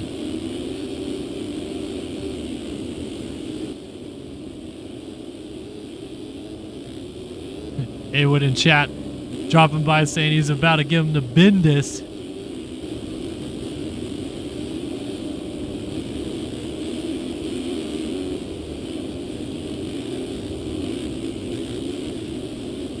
Sure, he's heard that joke a few times, though. Has Noah Bindis. Can't imagine no one's ever said that to him. Shirley and Castellaneta still pretty close together, but Frank Jackson lowered his lap times after those guys got into second and third because he just did a 46.6. Shirley 46.1 back-to-back laps. It's down to 11.3 seconds, so it is coming down. But I'll tell you what, man, Frank Jackson is responding to the riders that are behind him now, because he was kind of, I wouldn't say in cruise control, but he was putting in just decent laps. Now he's back to some of the best laps of the race out front. 46.6, not too far off of his best overall time at a 45.3. Down to 10.8 though, that gap is shrinking. Like Parker made a mistake and lost some time. Bindis has drifted back to 8th. Stevenson up into 6th. And Eaglin's made it all the way to 7th. Crazy ride now with 11 minutes and 2 laps left to go. He's working on trying to get around Hayden Stevenson here for 6th. His lap times have been very solid. That 45.234 is still fastest time of the race. Went 48.3 last time by as he tries to navigate getting around some of these guys.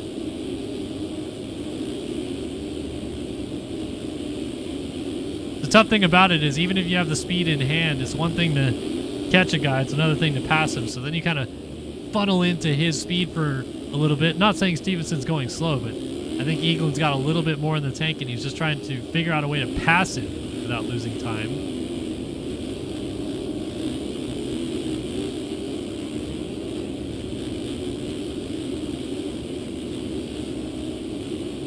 Nothing doing just yet though. Hanging tough in 7th. Gap down to 8 seconds between Frank Jackson and Seth Shirley as it continues to fluctuate. Oh, nope. As I say that, Shirley went down, as did Castellaneta. They both went down last time by 54.6 out of Shirley, 53.1 out of Castellaneta. Jackson had gone 49 flat, which is why that gap was coming down. But that's the nature of the business. These guys are pushing, trying to catch Frank Jackson, so they're riding the limit of what this racetrack has to give anymore. And because of that, they both pushed it over the limit one too many times. Shirley goes down. Castellaneta likely went down with or near him.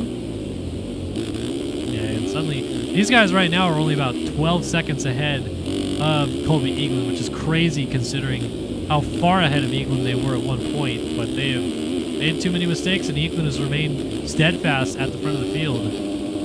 9 minutes and 2 laps left to go in this race. And I'm going to watch from Shirley's perspective and see if he can't maybe regroup and put a good lap together right here. I want to see what the times are comparatively to what Jackson does in the lead. So let's sit back and enjoy the show for a minute.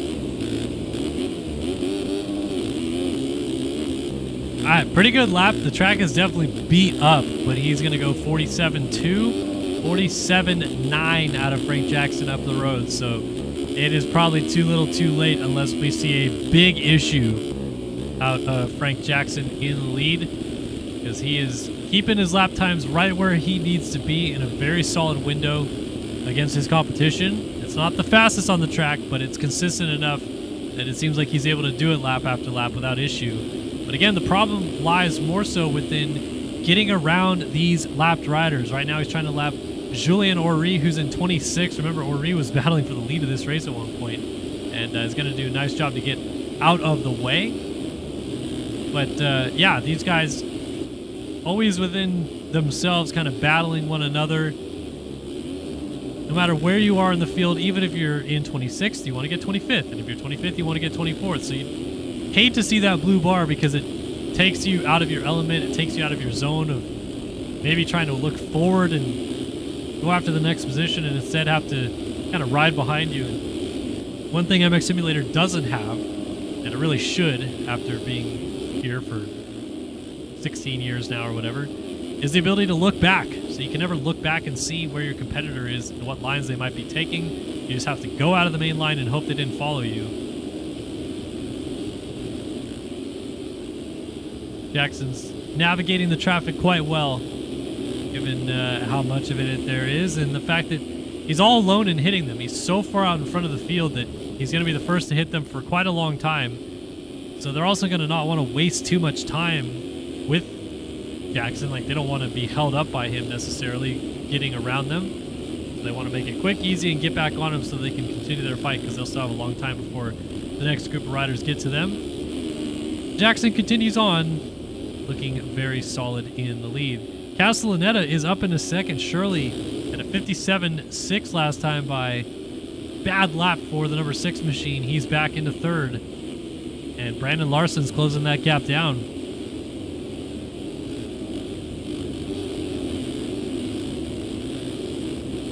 So B-Lars versus Seth Shirley now coming into your screen as they go up the hill. Cody Parker and Colby Eaglin are actually fighting it out for 5th right behind these guys. Eaglin has made the pass. Is Parker going to get by? No. Eaglin up into the top 5. Jeez. Just barely split the gap to get around that lapped rider and then put the rider down. Eaglin has ambitions of a podium here, and perhaps even a little bit more than that. Fight for second is back on. Shirley and Castellaneta. There's Castellaneta. There is Shirley. There is Larson. There is Eaglin. That is how close he is to second place on the track.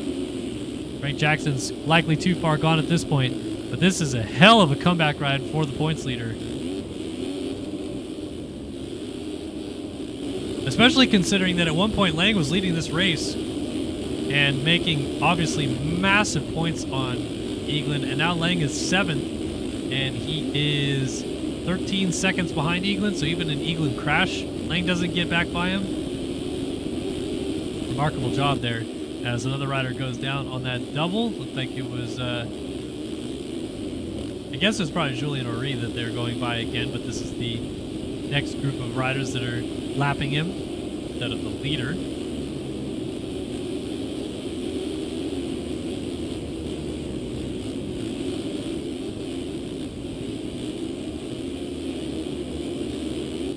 Brandon Larson's hung tough this whole moto, and he would love a podium to show for it. This track is brutal right now. Look at how big some of these bumps are. Like, just go on board the Eaglin corner entry. Just huge divot in the ground right there. Come over here, massive inside roller. Just chooses to go to the outside. Forget about it. Pulling up the hill, trying to get this pop double to the top. Not even going to the inside because the bump's too big now. And charges to the inside of the lapper right there. I like that right side line. That might be the best passing opportunity Eaglin has on the track, is just out braking people into that corner.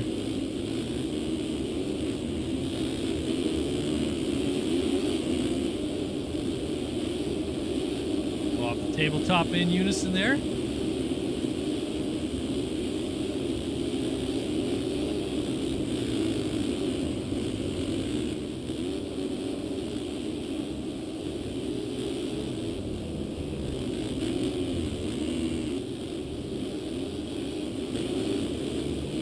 This is right here, your fight for 4th place on the racetrack. Eaglin to the outside of Larson, gets the pass done. And all the way from outside of points, 10 minutes in this moto, to P4 on the racetrack with 3 minutes still on the clock. Took him 17 minutes to get there, and that's Shirley down out of the 3 position. Eaglin is all the way up into a podium spot here, folks. Unbelievable. What a turnaround this is. And he's staring at a 7-second difference up to Castellaneta. But one thing we got to talk about is that the gap to the leader is back down to 13.4. Jackson made another crucial mistake because it was out to 24 seconds at one point. I don't know if Jackson went down or what have you. He did a 57.1 last time by. Oh! Castellaneta lays it over. I'm aware, Partolo. I'm just was messing with you. Try not to make you sound bad, bro. I don't want to say that you got banned.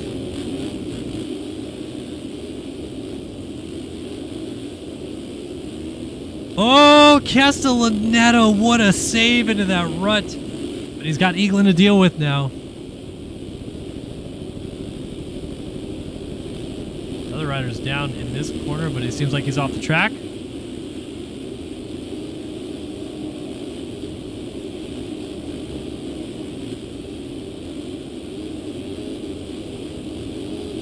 Can Eaglin complete the comeback, but he's got some pressure now. Seth Shirley's back on his rear fender, and we have got a minute and 2 laps to go.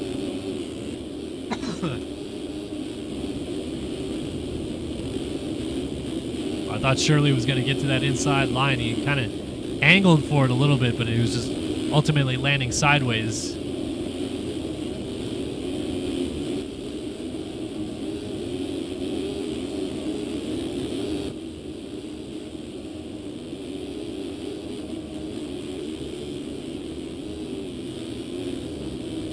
Eaglin versus Shirley in a fight right now for P3 on the racetrack, but it could be for a bit more than that if they can go get Castellaneta. Shirley thought about it, backed out of the challenge, and they just narrowly avoided a lapped rider. That's Castellaneta down out of second. So the fight for third becomes a fight for second as they both go by. T-Lang and B-Lars are going at it right now for fifth, by the way. So Lang has followed Eaglin through quite nicely as he's right on his tail feathers. But Eaglin has made the move. He is up into second place as Jackson continues to lead. Time is just about to expire. So the 2-lap board will come out next time by for Frank Jackson.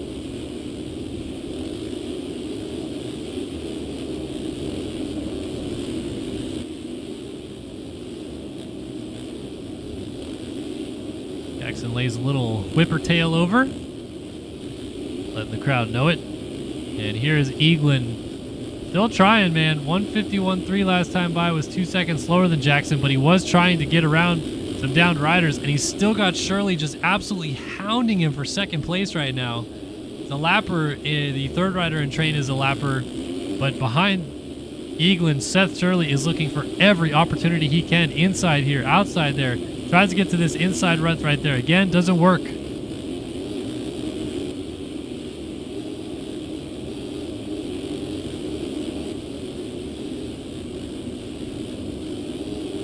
Eaglin a little short on that one. Shirley's going to get it slightly better. Closes the gap down ever so slightly. All right, 2 laps to go for our race leader, Frank Jackson. There is Eaglin in second, Shirley third, Castellaneta fourth, and Lang now into the top 5. He is trying to go get Braden Castellaneta if he can. Castellaneta swapping down that hill.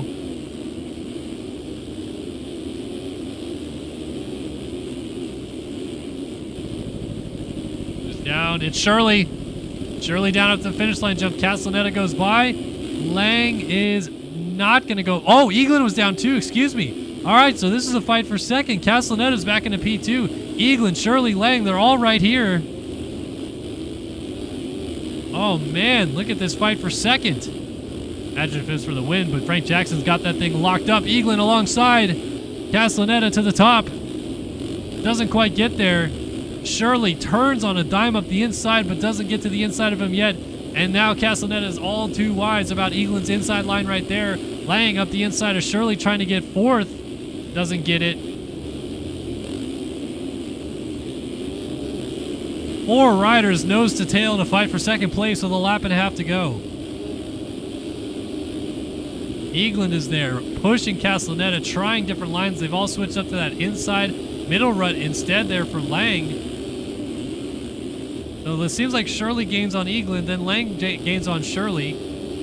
And I think Castellaneta's pretty consistently been holding them at bay. This is actually turning into kind of just a fight for third because Castellaneta's got a bit of breathing room in hand now.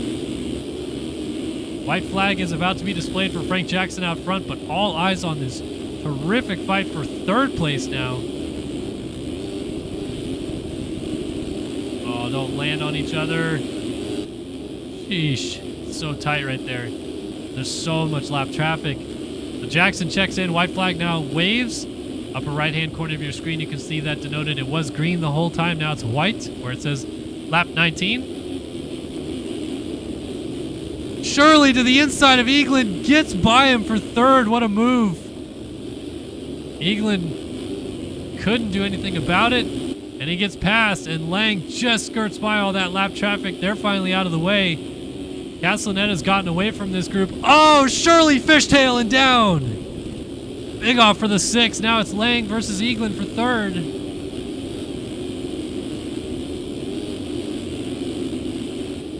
Castellaneta holding tough in front of these guys. Has done so well to inch away while they fight each other.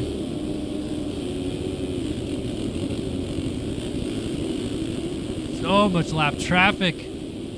Oh, and they're going to get hung up at the top of the hill. Oh, Gummison, I think that is on the 77. I don't know who that is, but Lang's trying to take advantage. Side by side with Eaglin. Not close enough, and this rider will not move out of the way. Yeah, it must be Gummison. He's number 33 on timing and scoring, but he is number 77 normally, and he's finally going to skirt to the outside, I think, and let these guys go. Lang gets by Eaglin in the end into third. Meanwhile, they all follow this man pretty much the entire moto. Got out front early and got away with the lead, snuck away with the lead, really. And what a performance he has put together in MXGP Race 1. Frank Jackson wins the opening moto here tonight in Italy. Now can Castellaneta hold off Lang? Lang charged so hard to get back by Eaglin, and he's trying to push all the way to the flag to maybe get the 8. Launches out to flat, don't have the legs off. Castellaneta is going to pick up second. Lang third, Eaglin fourth. And Larson got up to fifth, Parker sixth, Shirley all the way back to seventh. Eighth for Adam Holm. Ninth for Hayden Stevenson, and Connor Holiak out of the Consi. Top 10 for him. Nice job. Caleb Hall, Kyle Boardman, Anthony Pachone, Chad Holyhead, Killiam Ortiz, Ethan Parks, Teddy Lehman, Jeremy Schiabro, Tom Quino, and it was indeed Jarrett Gummison there on the 77. Taking a little bit of time to move out of the way, but eventually did. That was your finishing positions in the points for MXGP Race 1.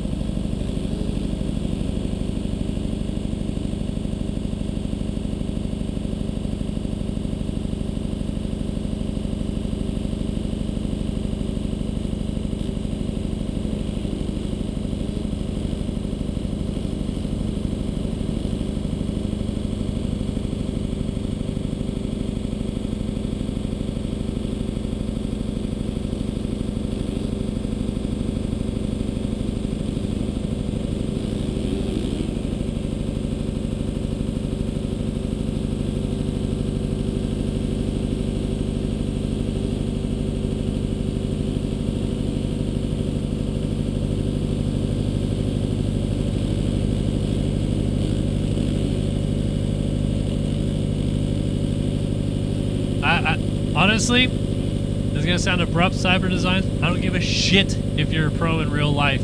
You should know better than to be a bad lapper. I don't care if you don't care. It doesn't matter. Like, people play this game to compete, and we have great competitions all the time. So if you do not want to be part of the great competitions, we can certainly show you the door. I don't think I feel that way about Gummison, but that comment of I don't think he cares, well, doesn't matter.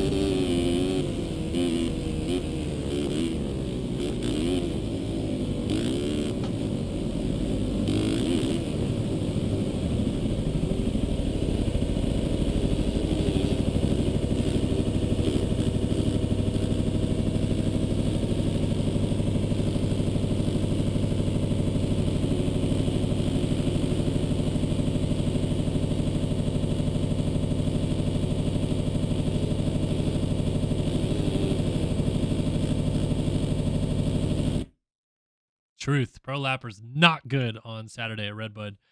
Much a talking point of the top riders. But I don't know, man. I don't know how you fix it, I guess. They make all of these tracks so deep anymore. All the lines at Redbud were just super deep. So if you're in the off camber, if you're in the corner before the leap at Redbud, you're in a line for 10 seconds because you get in it and you can't get out of it. You're just in the line. So how do you get out of the way?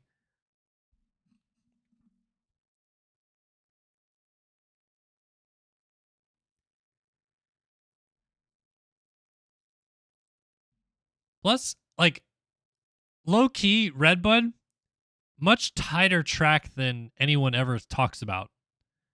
Like, there are tight sections and very open sections at Redbud, but the tight sections are in some of like the worst spots in terms of where the corners are and how they flow into each other. And then there's no spot to like go outside or whatever. Redbud kind of has a weird way of that. Like, that's what makes it really tough to pass there sometimes, is the spots where it should be open and more lines available. It's super tight and narrow in those sections.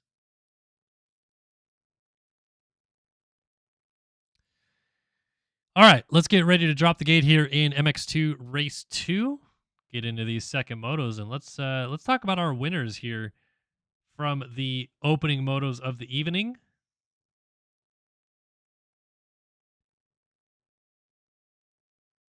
Seth Carr did not win the first moto of the night, much to the shock of many after he won the first 6 motos of the year, but Evan Holt did. Evan Holt, Austin Partlow, and Seth Carr is your podium from moto number 1. And they are set to go to the gate here in moto number 2. Here's your rundown going to the line in moto number 2. It's the 68 of Jeff Cooper, the 42 of Talon Zollers, 29 of Alec Horn, the 42 of Ben Nerona, the 105 of Max Wilczek, 25 of Tyler Nichols, the 444 of Joey Carter, 131 is Evan Cormack, 292 of Zane Durrell, 236 of Grant Zapay, 777 is Freddie Grove, the 13 of Lucas Arriagada, 417 is Justin Silvis, 137 of Ryan Swanson, 158 is Carson Bolin, 119 is Ryan Rich, 538 of Dylan Roper, 26 of Caden Speck, the 111 of Jax Lindsay, 442 of Cole Betts, and into the top 20 from Moto 1 we go. Marcondes Feitosa on the number 82 was in 20th, the 222 of Lumi in 19th, the 232 of Hunter Ash was 18th, the 54 of Joey Bradstreet was 17th, the 5 of Braden Tharp was 16th, 58 of Maverick Snyder was 15th. The 762 of Xander Brion finished up P14. 13th was the 34 of Tyler Blowers. 12th for the number 19 of Emmanuel Cepeda. 11th for the number 16 of Alex Zellner. And to the top 10 we go. P10, moto number 1, the 41 Unity TM Factory Racing Ride. It's Jack Gatland. 9th in moto number 1, on the number 13 Underground RC Ride, it's Nick Niles out of the Consi. Good ride for him. 8th in moto number 1, the Allied Kawasaki. It's the 50 of Race Cobble. 7th in the first moto, the 229 RBT Honda Dylan Delaire. 6th in moto number 1, the 327 could have been Kawasaki of Wyatt Grant. P5 in moto 1, the 135 of Jackson Vick. Could have been Kawasaki. 4th place, the 275 Digital Worldwide Triumph of Colin Holden. And as mentioned, our top 3 for Moto 1 on 38th, the points leader for Panini Motorsports Fantic of Seth Carr. 2nd was his teammate on Panini Motorsports Fantic, the number 10 of Austin Partlow. Your winner, Moto number 1, Allied Kawasaki's finest, the number 15. He edits all the best videos in sim these days. Evan Holt, Moto 1 winner in MX2 Race 1 here at the RFGP of Italy.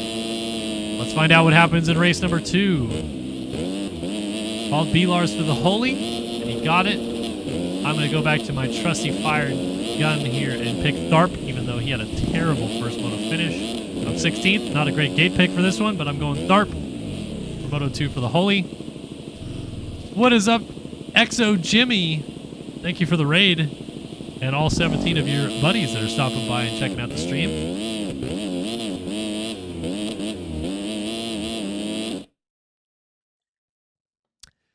All right, let's decide an overall winner in this MX2 class here tonight in Italy. Holtzy, Partolo, Carr, Holden, Vic, all in a good position to do it, but it could even come deeper from the field than that.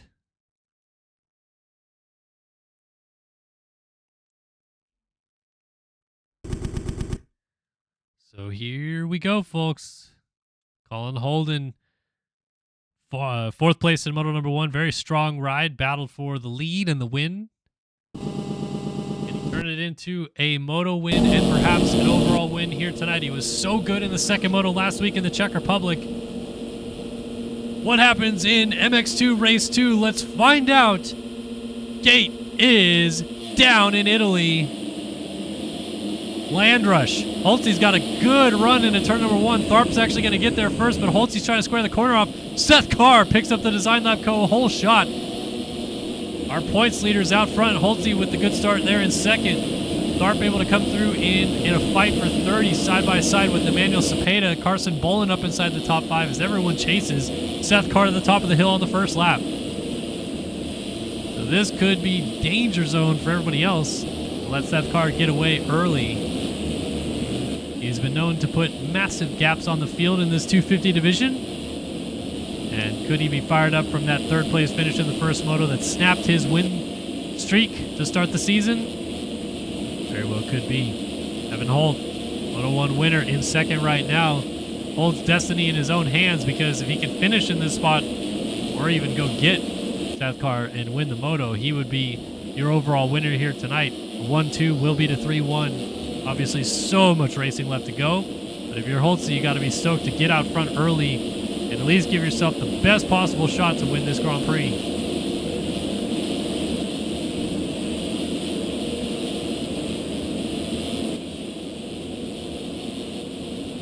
Now, the question that we have about Carr, first moto, down on the first lap, charged up to about 6th or 5th or so.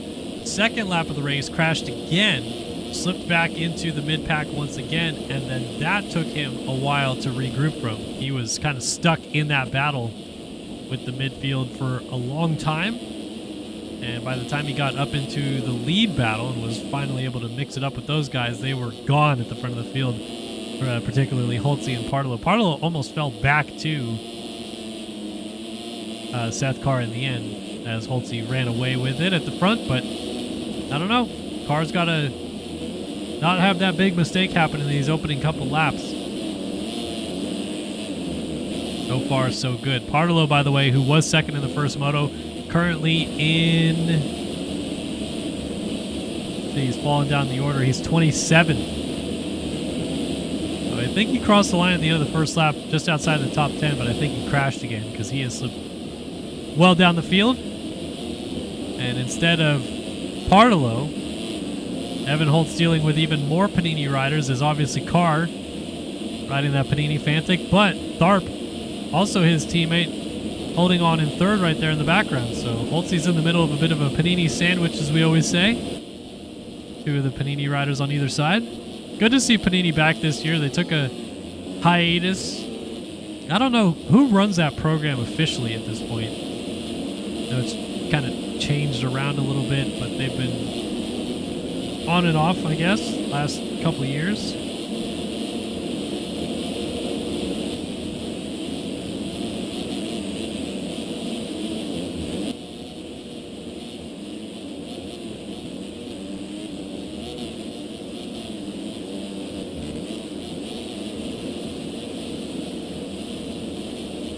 So as things settle down on this opening lap, let's give you guys an idea of what the top 10 looks like as Carr completes lap number 2 in the race lead. It is Seth Carr now from Evan Holt, Braden Tharp, Carson Bolin, Maverick Snyder inside the top 5, Tyler Blowers, Emmanuel Cepeda, Wyatt Grant, Tyler Nichols, and Marcondes Feitosa rounds out the top 10. Things are changing. Tharp looks like he went down. He's back to 5th. Carson Bolin is up into a podium position as now our two leaders are gone from the field. 3 seconds between Holtzy and Seth Carr, but they are 12 seconds ahead of everybody else as it's Snyder, actually, who just moved up around Carson Bolin. That is Snyder on the 58, Carson Bolin on the 158. Not teammates, though. Takatoji for Snyder, allied for Carson Bolin. They're going to drag race down the hill together, trying to fight one another going up the other way.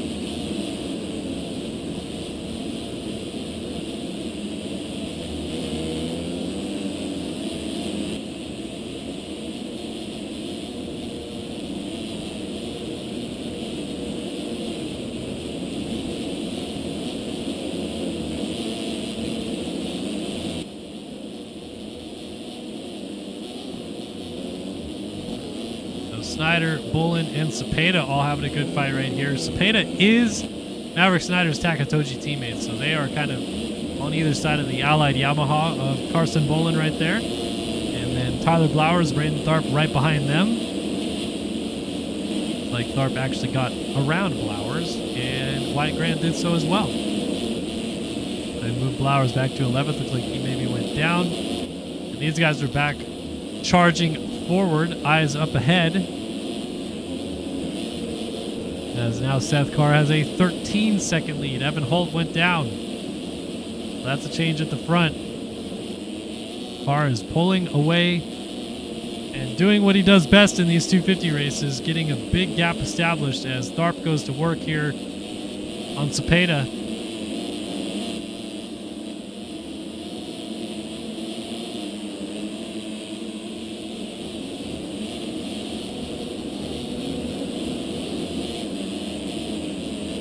Middle rut, doesn't work. Cepeda locks the line off.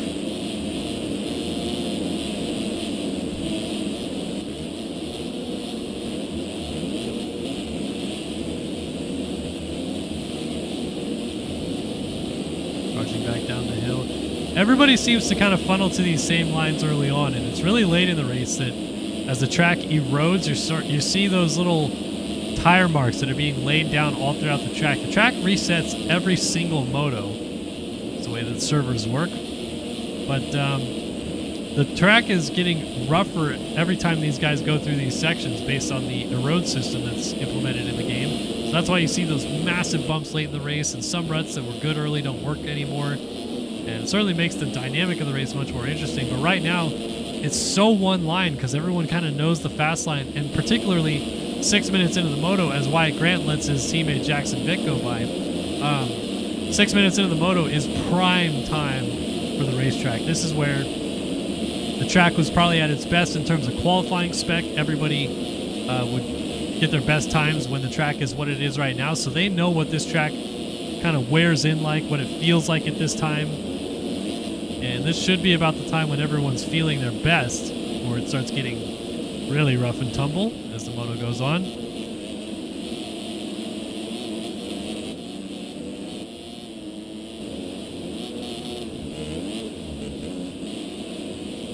Speaking of feeling their best, Seth Carr has certainly come to play in this second moto. And it's 15 seconds. He went 44.3, 44.3 back-to-back laps out front, which is 2 whole seconds faster than anybody else is running. 46.2 out of Evan Holt is the next closest. Everyone else is 48, 47, 48. There's a 46.6 out of Jackson Vick in P9. It's the only other guy that close.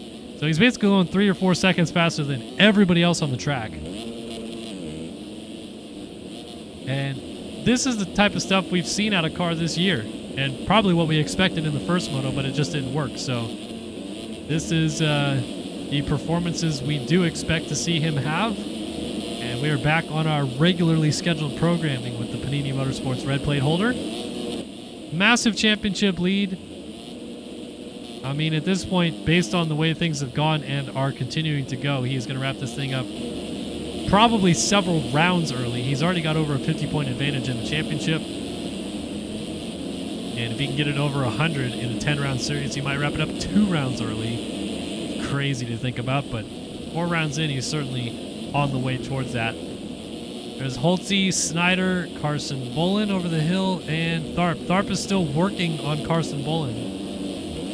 Up by Cepeda by the looks of it, put a gap on him, and now goes to work on Carson Bullen on the 158 machine. Oh, just launched right over him. Easily done in the end. Honestly made that look too easy. It should not go that easily. but made it happen nonetheless, and Tharp is up into 4th place. Was up in 3rd, crashed back into this group, and has made amends since then. Another new fastest lap of the race, 1:43.835 out of Seth Carr. He is doing unbelievable things.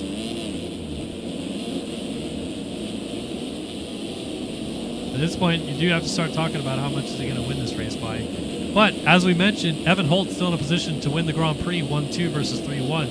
So that's another thing we will keep an eye on, as Holtzy's still 5 seconds up on Snyder. I think Tharp is maybe trying to get up there and change that status up a little bit, as Carson Bolin just went down out of 5th. I don't think he lost a position, but he gets going now right in front of Wyatt Grant. Wyatt Grant, Cepeda, Feitosa, all right there.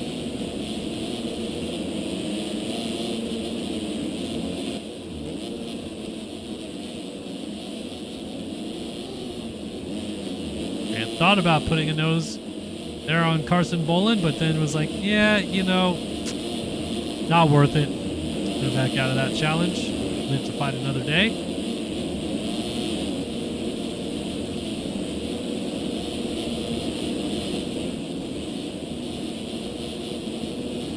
Down the hill they launch, and this battle continues.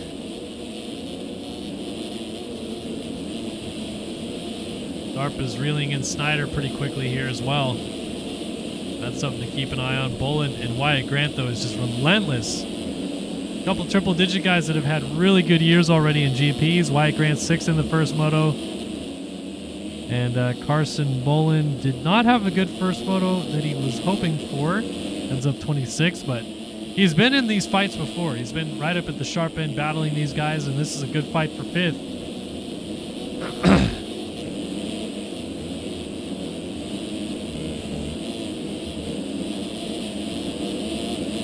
Race up the hill, left side for Wyatt Grant. Not gonna work just yet. He's certainly tried everything at this point through the lap that we've kind of followed this. As Tharp is down. Tharp is down on the downhill.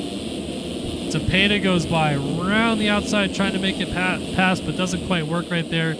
Is Blowers, or is that Feitosa? Excuse me, it's Feitosa on the tryhard machine. He's number 82 on timing and scoring, but using the number 163 in is Skins. So in-game number is 82, Skins number is 163. Tharp is going to scoot back up the inside, I think, to get by him. Yes, shuts the door. And then you got the 34 Blowers right behind them. Jackson Vick also quite close as inside move. Blowers trying to make the pass on Feitosa.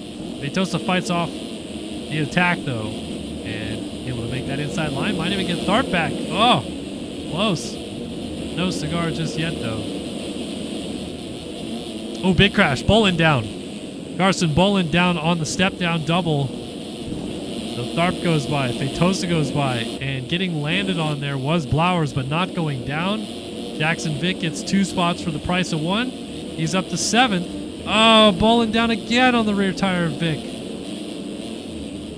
Tough break. Cepeda was also down, and he just went down again. Here's Partolo. Partolo's made it all the way into the top 10. Man who finished 2nd in the first moto, now fighting with these guys. As Feitosa's crawled into the 6th position, he's now right behind Tharp. There is Tharp, and then Wyatt Grant is now up into 4th place. He's 6 seconds behind Maverick Snyder, who is still holding on to a podium spot in this moto. The overalls are quite scattered right now. I'm going to be keen to figure this one out. For example, Colin Holden was 4th in the first moto. He's 16th right now. Partolo on a 2.9. Holtzy on a 1.2. Seth Carr on a 3.1, obviously. Jackson Vick right now is on a 5.7. Wyatt Grant is on a 6.4. Snyder on a 15.3. Yeah, I don't know, man. It's all over the place. Not all over the place, though, is this guy right here. Did an awful 46.2 last time by. It was his worst lap of the race thus far. And he follows it up with a... Finally, we have a good lap, a 46 flat. Seth Carr really having a tough time out here. 43, 43, 46, 46. And mind you, 46s are still He's still the fastest rider on the track. Kind of not really close, as he deals with some lap traffic there. There is one rider in the 47s. It was Partolo. Everyone else, well, as I say that, Holtzy goes 46.7 in P2, just crossing the finish line. So these guys are all having some pretty good rides. Jackson Vick is up to 4th. Uh-oh, what happened to Wyatt Grant? Wyatt Grant slipped back, and he is now just ahead of Feitosa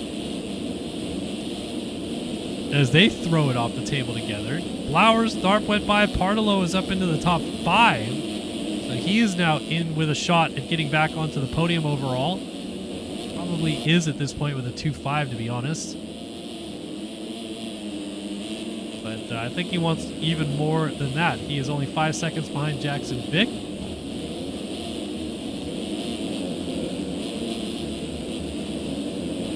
And now the teammates, Partolo and Tharp, can kind of work together here a little bit.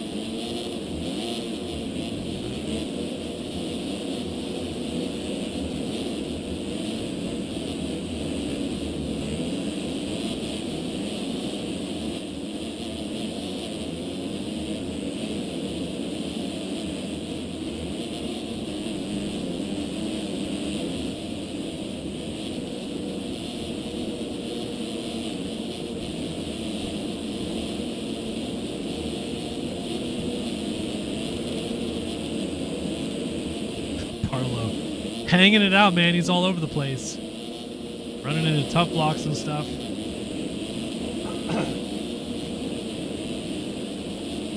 So halfway through, this is the man that's going to win the Grand Prix. Although he just went down huge out of second. Good time to switch to him. But Evan Holt is going to go from 23 seconds back to 32 seconds back or so, give or take. 33 probably, closer. He's still 7 seconds up the road from Snyder in 3rd.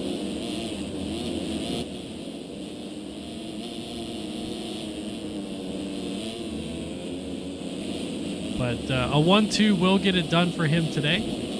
Han Soriano in chat says, is RF using current AMA IRL scoring or IRL MXGP scoring? I believe they are doing both for both series. So the AMA scoring, which as far as I'm aware, they're actually doing it maybe the dumbest way, which is they're doing the AMA scoring in the AMA series, but they're not giving 21st place a point. Because right now it's 25, 22, 20, 19, 18, 17, 16, I believe. And then 21st place gets a single point. The GPs, it's the same it's always been. 25, 22, 20, 18, 16, 15 on back to 1. So, but I think they're doing that. I think it's the official AMA scoring is for the AMA series. It's just they're not doing the 21st place point. And then for the RFGP series, it's just normal scoring like it's always been, which it should have stayed as, and I stand by that.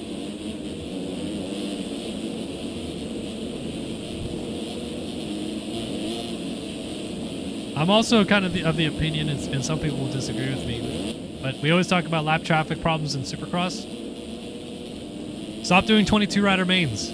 Go back to 20. Make it so that points paid out to 20th. So you don't have to worry about, oh, 22 riders are in, but 21st and 22nd didn't get a point. No, just cap it at 20 like it was forever. We were 20 riders in a field from late 70s, 77 to 2014, 15, something like that. 20 riders in the main events. That's what it should have been. That's what it should be. And then just do the point scoring as normal. 25, 22, 20, 18, 16, 15, back to 1. You get everyone in the main event has a point. You don't have to do this dumb system where 21st outdoors gets a point, because they have to give 21st indoors a point. That's my 2 cents. Doesn't go very far though, because it is only 2 cents. Alright, Seth Carr is 39 seconds out front of this one. He is gone. And Jackson Vick has moved into 3rd place. Maverick Snyder has slipped back to 5th as Tharp and Jackson Vick are going at it here. Vick on a potential 5-3 day. Tharp is on a 2-4 day right now, so he's still going to get on the box. But Jackson Vick is trying to get 3rd in a moto, which would be huge for him and his confidence here if he can get that.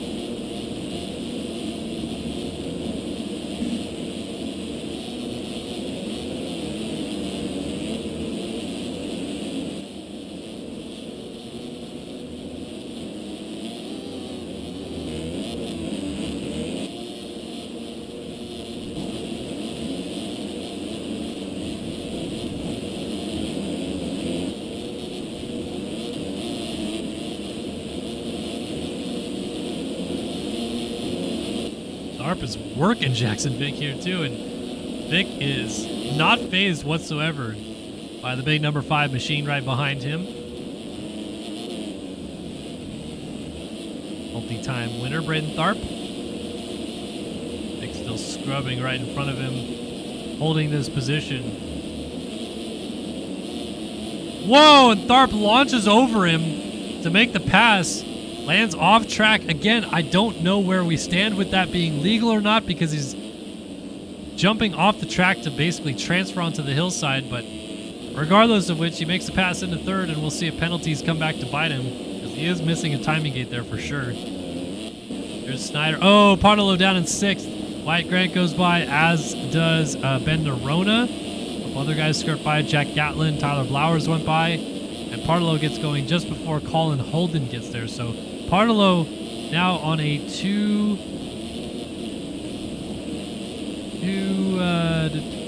where did he go? 210 for Austin Parnolo. Tharp is looking at 16.3. Jackson Vick, I think, is going to get a podium with a 5.4. I think. No, I'm going to math this out a little bit. Going to start mathing around a little bit. But while Tharp scoots away in third, he's probably not going to get higher than this unless Holtze goes down. I don't know. I guess we still have a lot of time left. I shouldn't be figuring this out yet, but just trying to lay out a potential podium and what it might look like.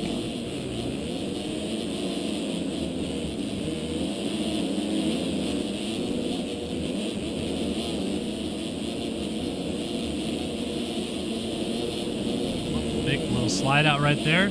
Oh, back to Snyder just in time to see him yard sail.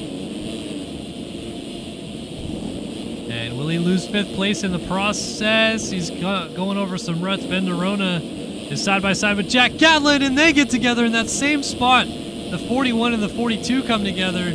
Gatlin gets hit from behind by Blowers. Coming into the picture, my goodness, there's riders everywhere. Alec Horn, you got one of the Triumph riders trying to get out of the way. Nerona went by. There's Gatlin, Blowers, Wyatt Grant, Parnolo, all right there. Nose to tail as they launch down the hill. Wyatt Grant sitting in the middle of this thing like a sandwich. Blowers, Tharp, Gatlin up the road. Or not Tharp, excuse me, Parnolo. Keep confusing Parnolo and Tharp. Oh, Wyatt Grant almost landed on Tyler Blowers. Inside, crosses over. Middle to middle. And a nice move there by Wyatt Grant to get around Blowers.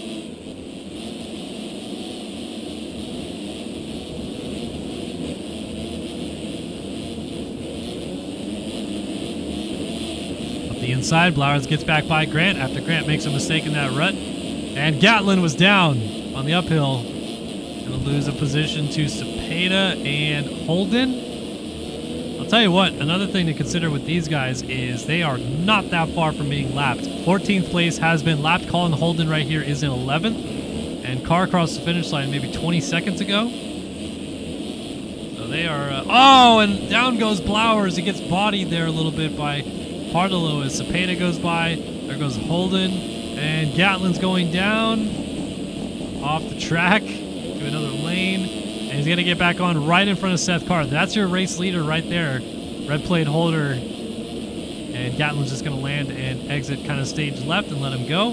So Gatlin in P12 has now been lapped. And Blowers, Cepeda, right up the road of them. Colin Holden, Parnolo, Wyatt Grant. All these guys are in danger of being lapped before this is over. I wouldn't even say in danger. It's highly likely they're going to be lapped before this is over because Seth Carr's only 2 turns behind them. Yeah, so Gatlin. Yeah, this is going to be interesting to see how far Carr gets up. Snyder's not too far ahead of them. Ben Nerona is in 5th. He's a minute and 30 seconds behind the lead. Whoa, rider down.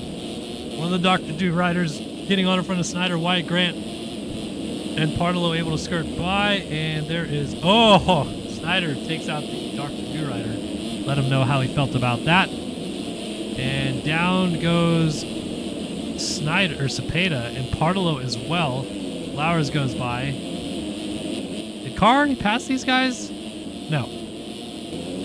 Now, Gatlin went back by him. Carr has just rolled the finish line jump behind Cepeda. So Cepeda now back on the lead lap in 13th. Has Race Cobble right in front of him. Gatlin's right there. Blowers and Pardelos still going at it now for 9th place. Snyder's in 8th. Colin Holden in 7th going down the hill. Almost saved it and then crashed.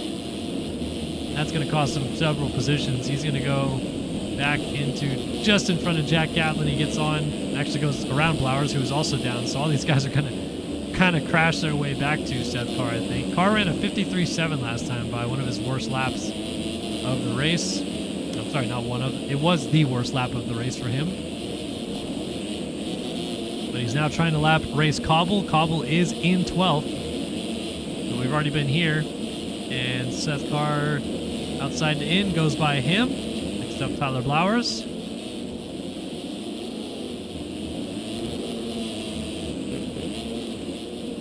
Side-by-side battle. Gatlin and Holden. Holden goes for it and goes down in the process. Blowers goes by. There goes Carr. Race Cobble also goes through.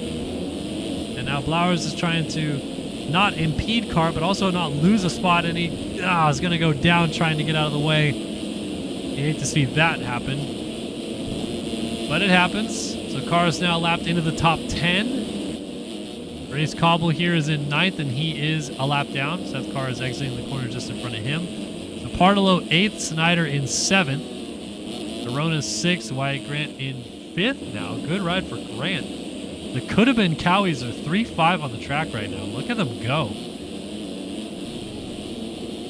Braden Tharp holding on to a strong P4. Here's Jackson Vick all by himself in 3rd now. Honestly, low-key still has a shot at getting this man, Evan Holt, to spoil the overall result.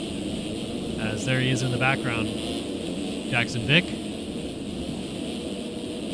And then this is your race leader, Seth Carr. Like I said, next up for him, he would be lapping his teammate Pardello, who's just going up the hill in the other direction.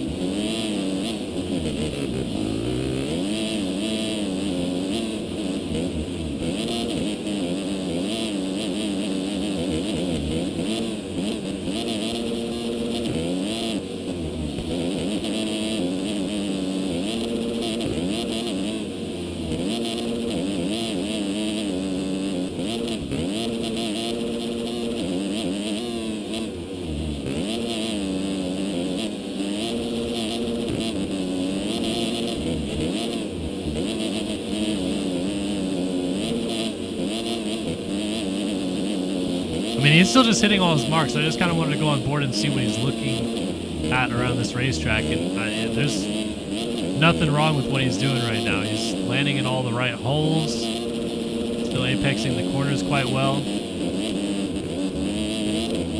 That's a little bit of a mistake right there, but it's hard to call it a mistake because he didn't really lose time. And let's see what lap time he'll run this time by. Well, that's not going to help. Down he goes right at the finish line jump. Otherwise, it was going to be a pretty darn good lap. And he was just behind Maverick Snyder. Look at Race Cobble is going to fall him over the line. So he did a 53.3 with a fall-off crash. Race Cobble is in 9th place right behind him. And we are down to the final minute and a half plus 2 laps to go. So really the question that still kind of remains is Nerona and Pardello are going at it right now for 6th place on the track. And Maverick Snyder's not too far behind them. The question that still remains is whether or not Evan Holt just holds on to 2nd. If he does, he wins this Grand Prix. If he doesn't, it goes to Seth Carr. And Jackson Vick is trying to get Evan Holt, man. He's only 13 seconds behind him now. And they still have 3 laps to go. Oh, as Nerona goes over the bars. Here comes the 58 of Snyder, and Nerona gets going just in front of him. I mean, they just barely miss getting together there. What's crazy is it still shows their gap as like 1 minute and 47 seconds behind, which is pretty much the lap times that Carr is running. But because Carr went down so long ago, the gap still hasn't updated to what it accurately is, which really is like 1 minute 30 something. Behind the race leader. As jumping off the track there is Maverick Snyder.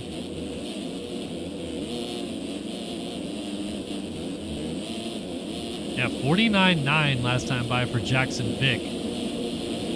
Going slightly faster than Evan Holt, but he's got the gap down to 11 seconds as Nerona goes down. And Snyder goes by as this, yeah, that's Seth Carr going by to lap him. And now 8th place has been lapped, Ben Nerona. So here's Evan Holt. Jackson Vick is 11.3 seconds behind him. And Carr just checked in past time, so it is 2 laps to go next time by, which is a huge sigh of relief, I think, for Evan Holt. He's riding well, but it's just, you don't want this to fall apart towards the end. You know you're going to get second. There's no shot he's going to get Seth Carr for the lead and the win of this moto. So second overall is really all he cares about because he wants to win this Grand Prix, and you just don't want to blow it, which, honestly, it's a terrible situation to be in because Carr's so far gone, you know there's no shot at getting him, so you don't have a carrot dangled in front of you. You just go full defense mode and start locking up because you're desperate to finish second. That's all you care about. You don't want anyone else to get up there and battle you for it. But, I mean, I'll tell you, man, Jackson Vick, he's definitely flying. If he had 6 more laps, it may be a different story. 48.9 to a 51.1 last time by. 48.9 Jackson Vick, 51.1 out of Evan Holt. So 2.2 seconds gain for Jackson Vick. Obviously, he's not going to pull back a 10-second deficit in that amount of time, but he's trying. And you never know, Holtzy could have legs or something dumb like that. This track is brutal, so it's totally within the realm of possibility something dumb happens. But this man should be coming down to get the white flag this time by, unless he somehow got to the flag before we realized it. Let's see. Nope, white flag in the air. Seth Carr on his way to a 7th moto win of the season. And obviously it sucks to lose the perfect season in the first moto, finish up in 3rd, but pulls it right back with a vengeance in the 2nd moto, and it still could be for the Grand Prix overall win. We'll really have to wait and see how it shakes down. Regardless of which, this is a big turnaround performance from Moto 1 to Moto 2, and I'm sure he'll be quite happy to see that it didn't go any worse than this.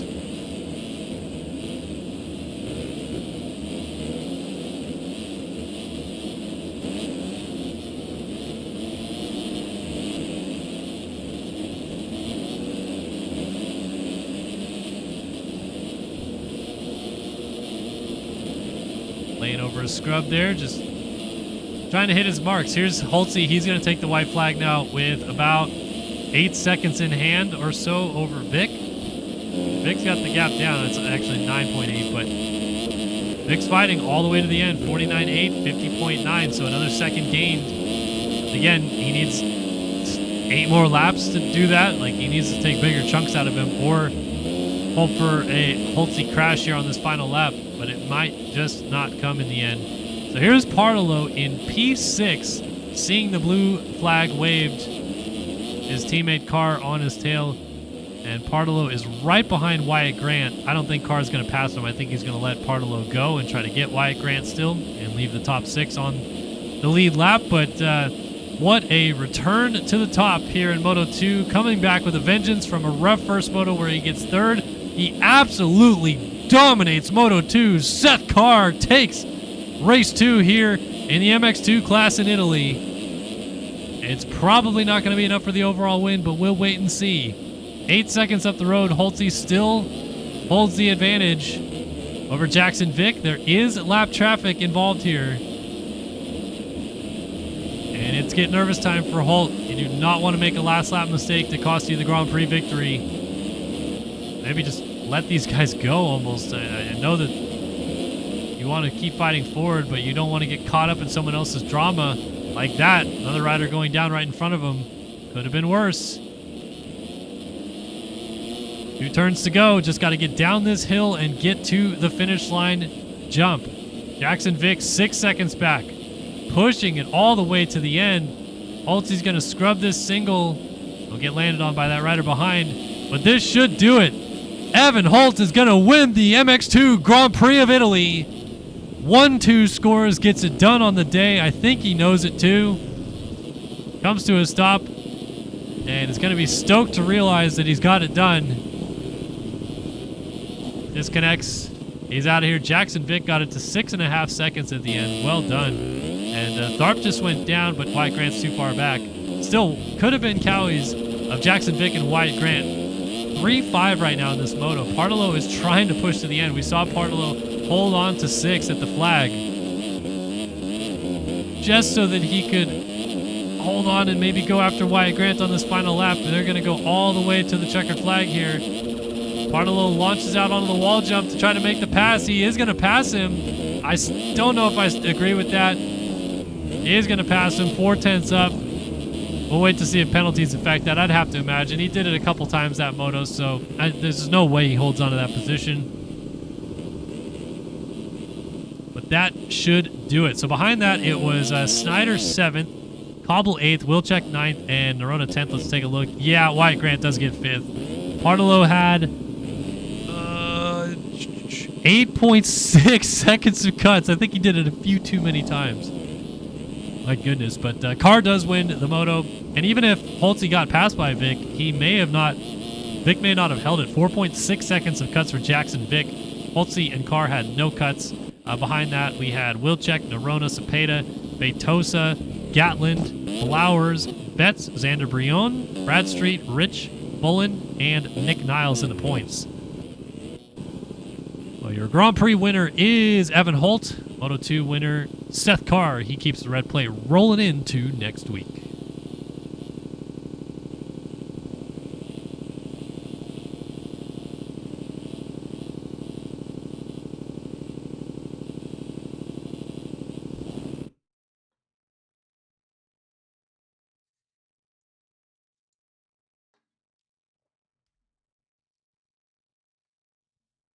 All right. MXGP Race 2 coming up. Final race of the evening here in Italy.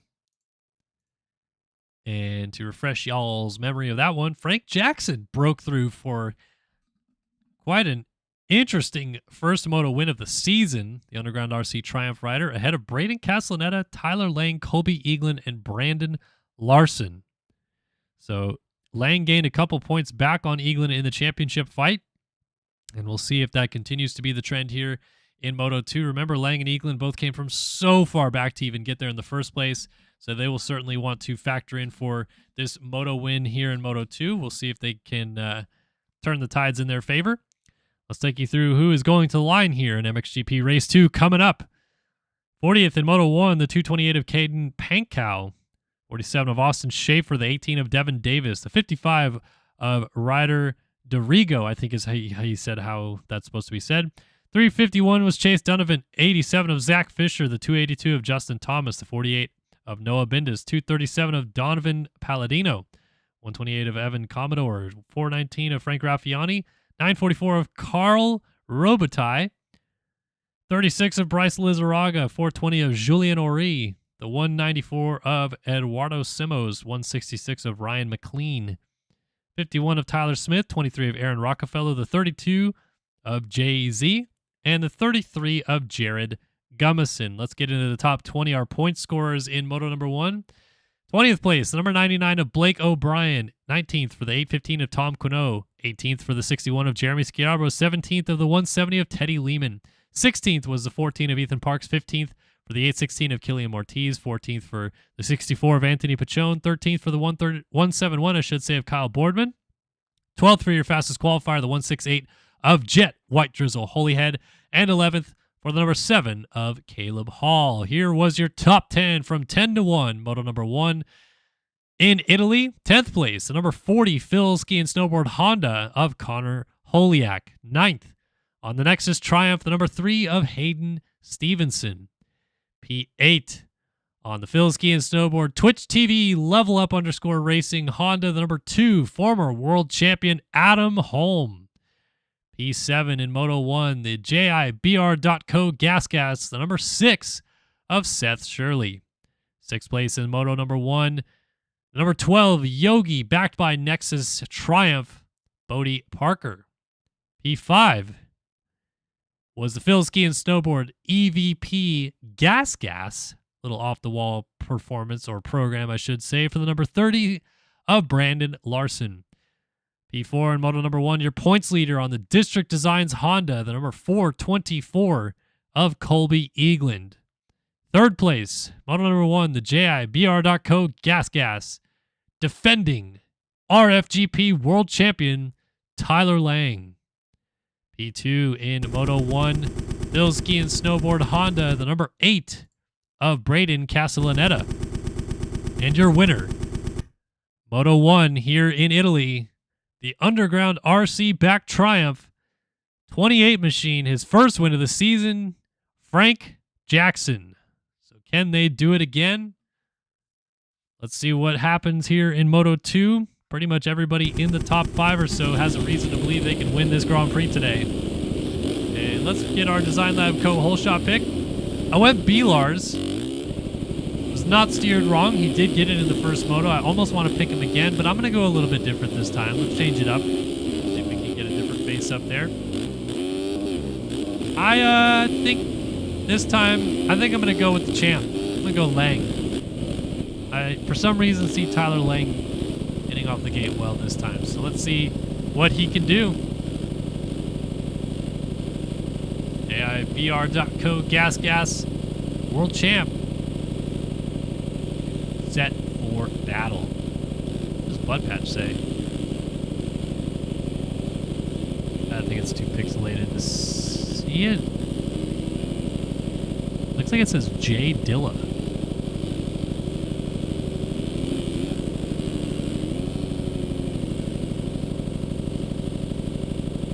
FJ28. Oh, F22. Matt saying Frank Jackson 28.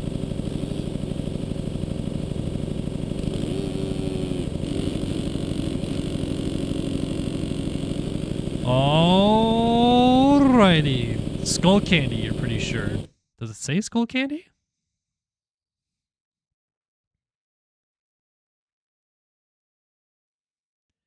Here we go. Final race of the night. It is MXGP race number 2 here in Italy. We are about to be 4 rounds into this 10-round series, and we're going to see if we have another winner that is going to make things happen here tonight. That's early. Let's see where the number 6 lines up. Looks like he is all the way down the inside alongside Colby Eagland. Adam Holm just to his right. Lang down the inside with Castellaneta. They all went to the far inside. Let's see who comes out first. It's MXGP Race 2, and it's off and running. Pretty good start for Larson again. Shirley's got a good run. Castellaneta on the 8 is trying to push everybody out into the first corner, but he lays it down. It's another hole shot, I think, for B-Lars. Brandon Larson rips the Design Lab Co. hole shot 2 times tonight. He gets it done. Seth Shirley's up in second place. Good start for the 6. Castellaneta got to the inside line first, but low-sided in on corner entry, and down he went. So Larson leads down the hill on lap 1. Pachon, Shirley, Ortiz, Hall, all in the mix. Lang is in 7th, 8th place right about now. Where is the 424 machine of Eagland? Is he buried once again? Not seeing him on my timing and scoring, actually. Let's see. Or is he? No, he is a 424, but where is he? Must be absolutely buried in the field because I seriously don't see him. Did he change his setup? I'm just blind, apparently.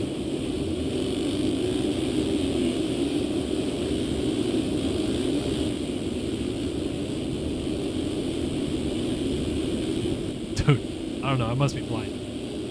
All right. We'll get back to that in a minute and figure out where he is. Brandon Larson leads from Killian Ortiz, Caleb Hall, Hayden Stevenson, and Tyler Lang alongside Seth Shirley coming down the hill. Eagland did change his number. He is 24 in the server, which is why I couldn't see him. He is currently in 20th place. My apologies there, but 27th for Colby Eagland. I was looking for 424. I kept looking at all the triple digits. Couldn't see him. He must have changed his setup or something like that. He was 424 in the first moto. Oh, Lang pushed out Stevenson to get into 4th right there. Stevenson's trying to fight back to the inside. thought about forcing the issue and then thought better of it. So this is another big opportunity for Lang, but look, we saw the same story in the first moto. Eaglin was absolutely buried.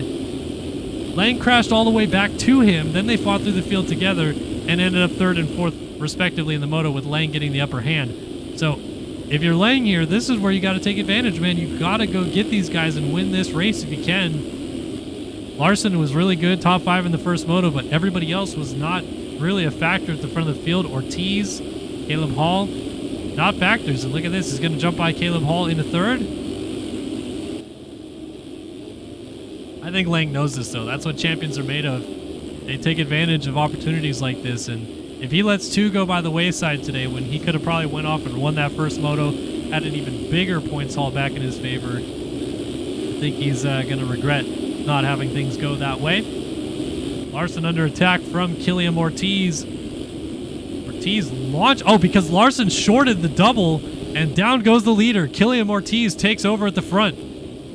TSCZ Productions, he's number 816 in the program book, but number 16 on the bike right there. And Lang is already up in the 2nd, with Caleb Hall Stevenson coming with him in 3rd and 4th. Let's see, where are things now? Eaglin's already up to 14th at the end of 2 full laps of this racetrack.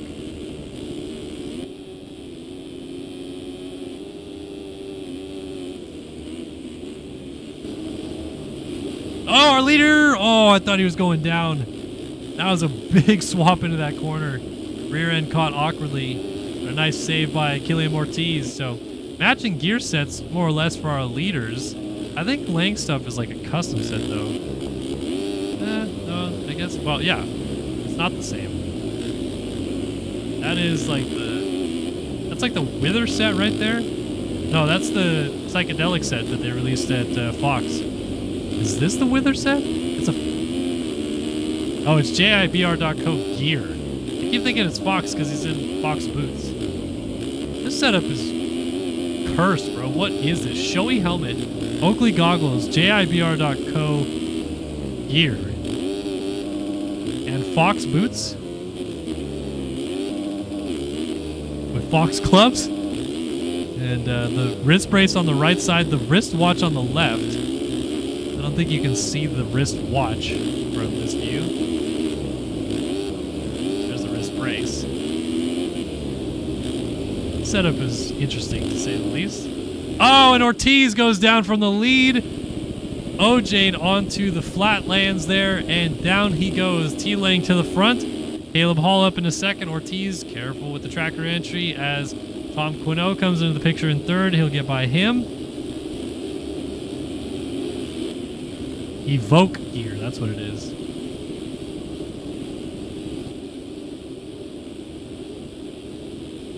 I don't know, I'm not one to be a gear stickler, but I feel like if I sent this kit, I might actually screenshot this kit after the race and text Chris Kiefer and say, does it work or does it not? Do we have clashing here? Because Kiefer's very hard on, like, look, Fox makes a top-end line helmet in their gear line.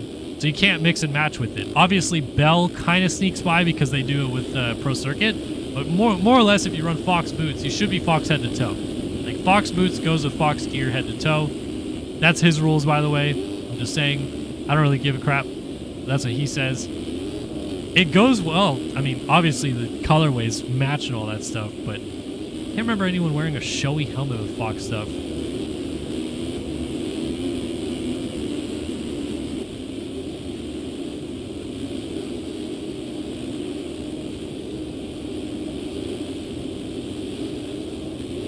Ortiz and Quinault set to fight it out for 2nd, the 816 and the 815, but they're number 18 and number 16. Make it make sense. Where's the skins?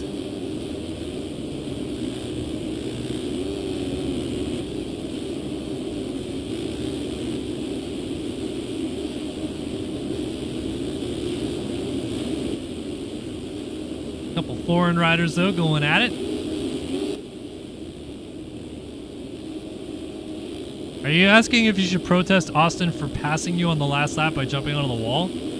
I mean, I would say No, because you still got the position on penalties. Like, he literally cut the track and then got penalized for it, so you still got the spot. That's what I would say. So,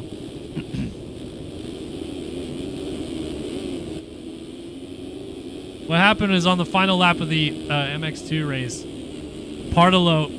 I'll go back and see if I can find someone that's on the section right here. This wall jump right here, the Rockefeller's going to hit. Partolo just wide open and landed on the grass on the left side and then cut back onto the track in front of Wyatt Grant in a battle for 5th. Crossed the line in 5th, but then got penalized 8 seconds for cutting the track a bunch, which that's part of it. He missed timing gates right there. And so Wyatt still got the position. To me, that's like the penalty has already happened. You could protest him, I guess, but I don't think that they're going to do anything about it because the cut system did its job. He cut the track and got penalized for it. He didn't take you out, so you didn't lose more positions. You still got 5th. I don't know.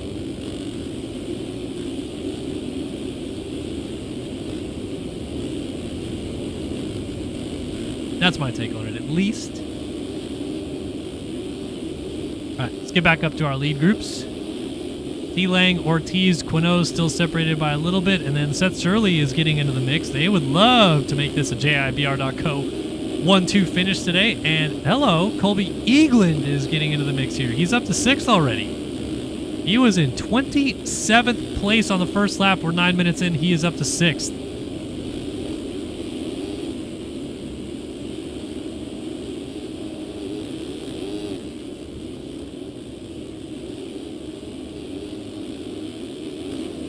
What are the lap times he is putting down here? 1:47.1, and he just had a big mistake, so it's not going to be any better. Laying out front, 44.6. Good Lord, he's cruising. That is Bilar's down. Bilar's down out of 5th, and Eagland's going to go up into the top 5.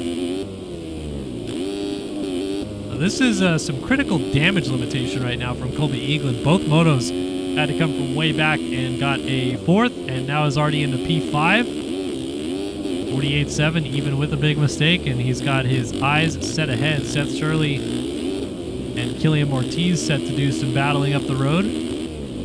Well, that's actually Tom Quinault he's got to get to first, and then here's Shirley and Ortiz. Ortiz 9 seconds back. What's up, number 1 in your hearts? Subbing up for his 5th month. Thank you so much, number 1. And yes, it is indeed Majora. The link should be in the description of the video. No, actually, on Twitch it's not. I apologize. Twitch it is not. On YouTube it is.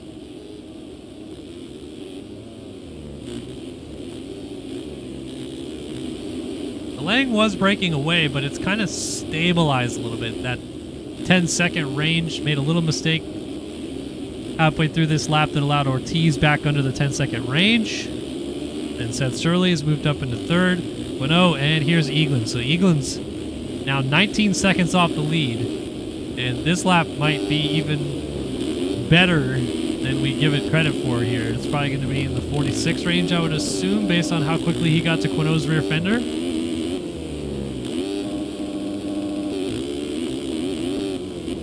People are going to hate this answer, but I'd go Cool Ranch Doritos over nacho cheese. Sorry.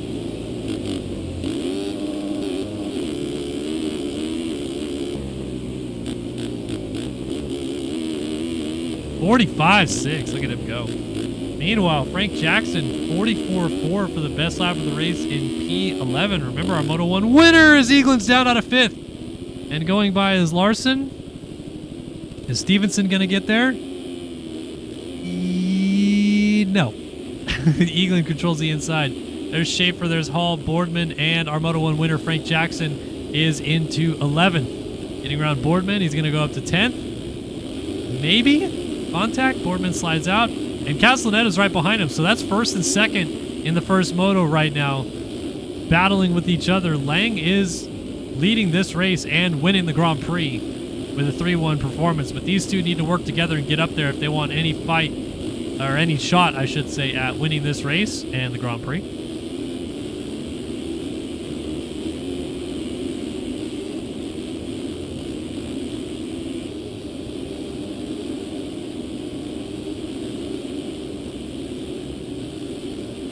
Honestly, like, sunflower seeds sound bomb right now for some reason. I haven't had a sunflower seed in ages, dude. Probably since I played rec league softball, since I had sunflower seeds out there.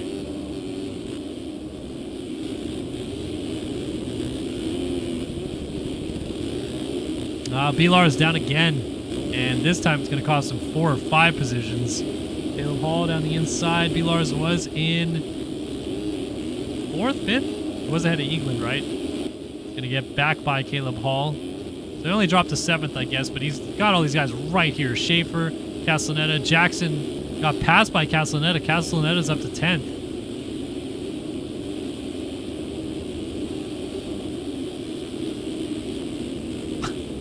I like Airthletics says dill pickle seeds fisted and then corrects it to goated. Like, didn't type out the word fisted. That's hilarious. 43-2, T-Lang out front, new fast lap of the race. So this is T-Lang's time to shine. He wants to win this race. He wants to win the Grand Prix.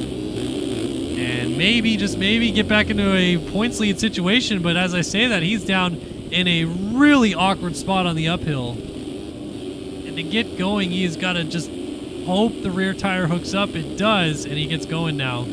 But he goes from quite a ways up to 4 seconds up. Yeah, 4.7.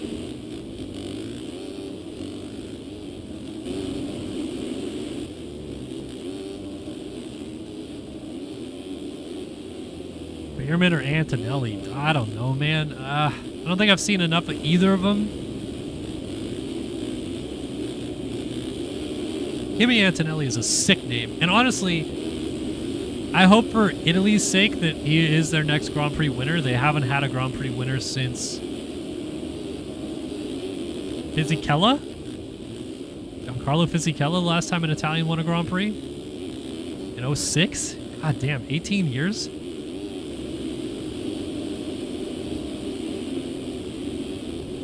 So I'll go Antonelli. I like Behrman though. Behrman's cool.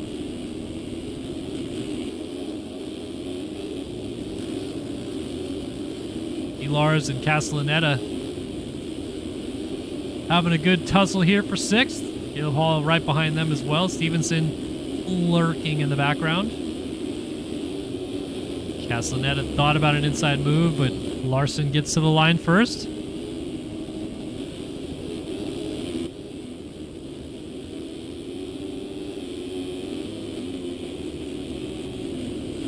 Castellaneta's just trying to wait for Larson to make a mistake because all he's doing is following him in the main lines right now. He's not branching out looking for a passing spot just yet. I think he's just hoping Larson has a bit of a moment.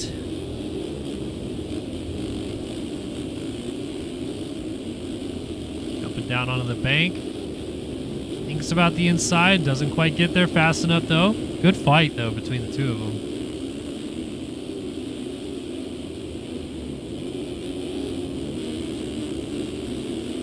Frank Jackson, our Moto 1 winners, now 13th. Dualies! They weren't quite side by side, but they were oppo whipping from each other. That was sweet.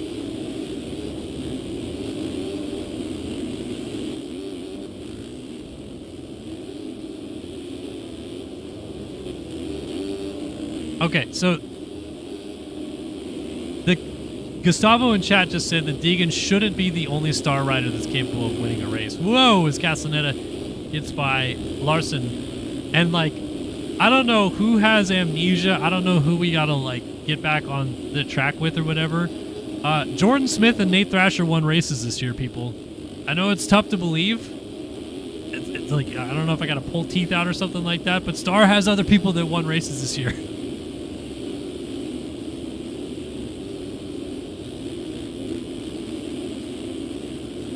We've been Deegs decised. Everyone is Deegan or nothing.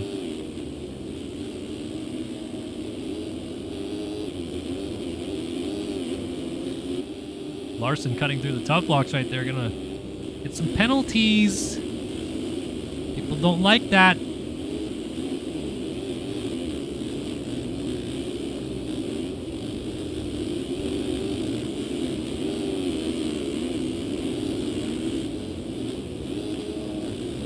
Well, honestly, Gustavo, it's really just because your boy Enzo is having problems over here. they would have 2 championships indoors, and they'd have perfect season outdoors from Enzo Lopes if he could just get back on the bike sometime this year. Or just, you know, randomly race in Brazil, but then fall off the face of the earth again. I don't know.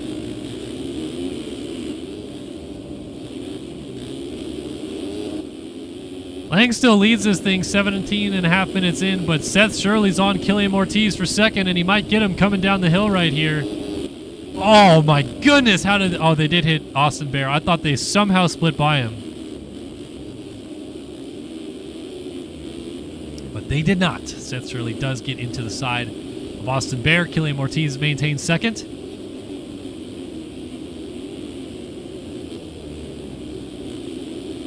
There's Shirley and Eaglin's fourth now. So Eaglin looking at potentially a 4-4 day, which isn't all too bad. It's going to be 36 points gained on the day, but when your closest championship competitor and Tyler Lang is having the day he's having, or really particularly the second moto that he's having, it's tough road there. You really want to make better starts. I feel like if you're Colby Eaglin, he had 2 bad starts. That's really hurt him here.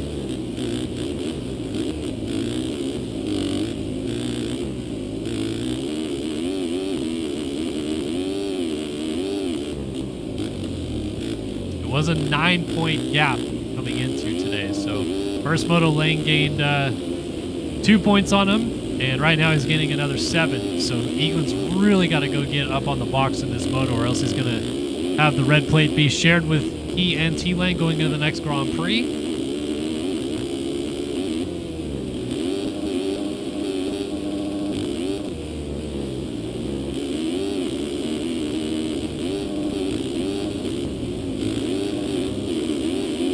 Traffic moving aside there as he's got his eyes focused forward on Killian Ortiz. 4.8 seconds up the track.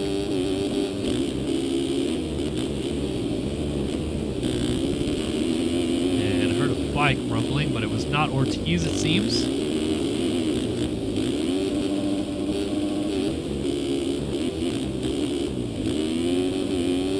Rider down. They're just weaving through lap traffic at this point. They've got a couple guys 2-3 laps down already, including Dudu Mutumbinho, who's having a rough go of it. He's in 33rd. Speaking of Brazil.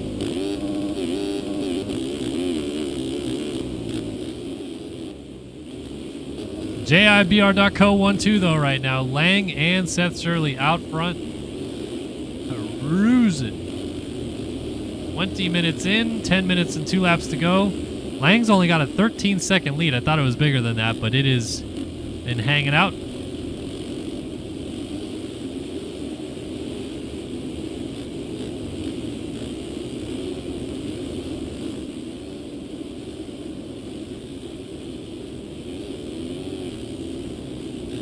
Oh, come on, number 1. This is the Gustavo Diniz. He's like Brazilian royalty. It's like, honestly, like Antonio Balbi, and then like right behind him, Gustavo Diniz. Like basically the same people.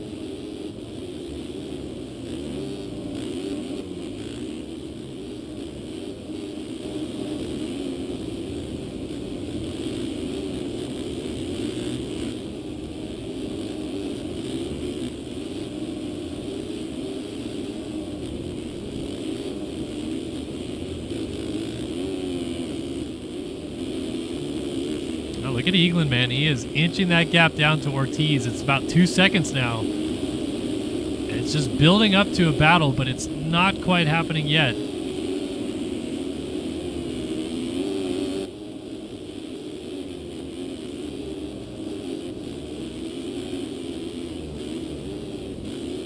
We'll slide out for a lapped rider.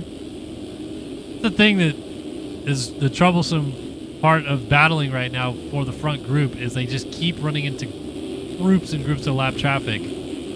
So we think we're about to have a battle, then it's really about them battling the lap traffic to get by them, and then the battle still hasn't materialized. Actually, I thought that was Seth Shirley for a minute, but Killian Ortiz is throwing me off with his neon gear that looks exactly like the JIBR.co guys.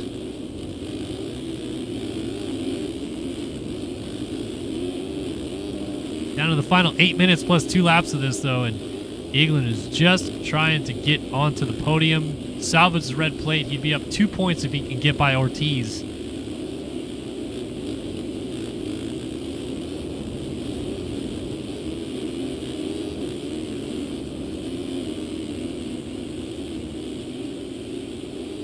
Ortiz tossing out a little oppo whip type of thing at the top of the hill.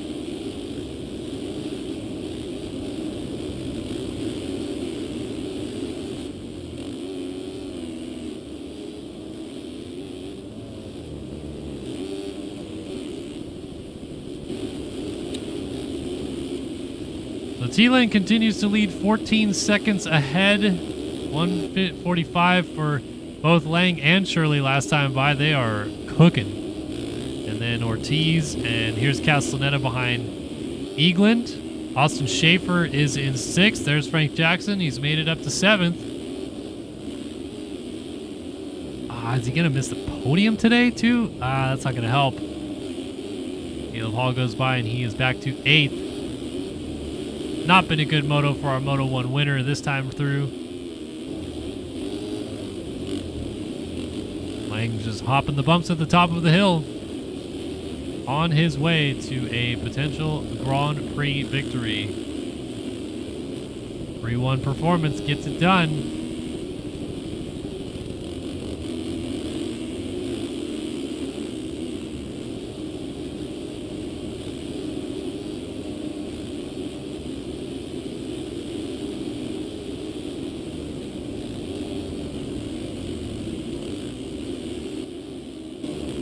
Doesn't feel like Lang's doing a lot of real chaotic riding. He's just hitting his marks, which is all you need to do here in these final 6 minutes and 2 laps.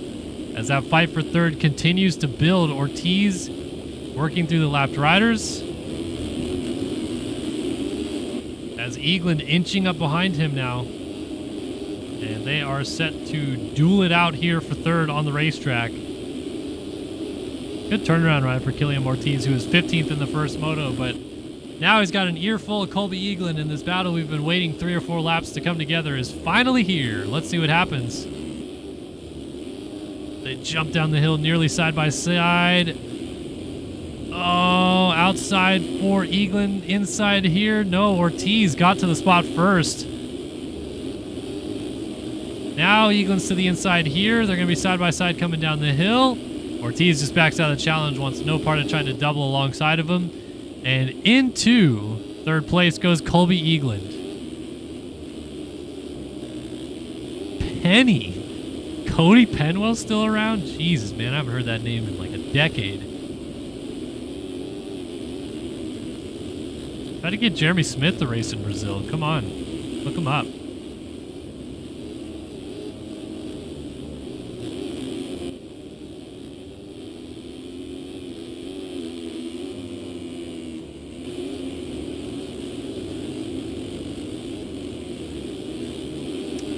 That's not true at all, man. If you get him a bike and money, he'll do it. He literally flew to Thunder Valley 6 days before someone said, hey, I got a bike, and he flew to Thunder Valley.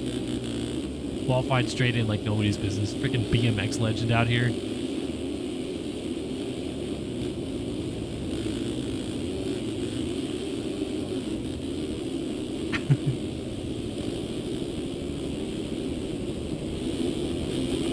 All right, so now Eagland is looking forward. He is 7 seconds behind Seth Shirley. He still has Ortiz on him.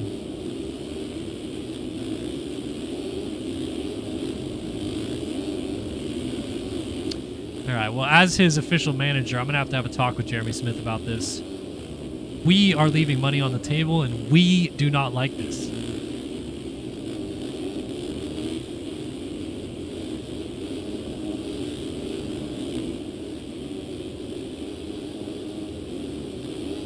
A 25-second lead. Tyler Lang has turned this into a bit of a snoozer, but we're seeing if Eagland can claw more points back. Ortiz is back on it a little bit. He is closed back up to Eagland. He maybe wants to go back around the 4.24.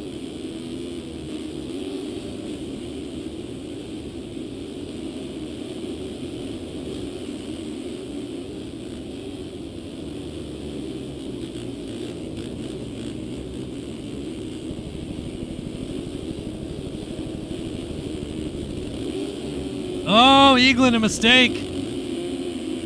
And he checks up to not lose a ridiculous amount of time on penalties and instead allows Killian Ortiz back into third. So once again, we're sitting in a provisional tie for the championship lead between Lang and Colby Eagland.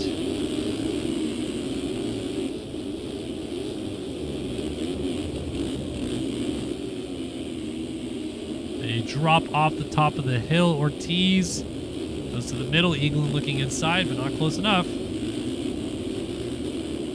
You guys are still just 6 seconds behind Shirley.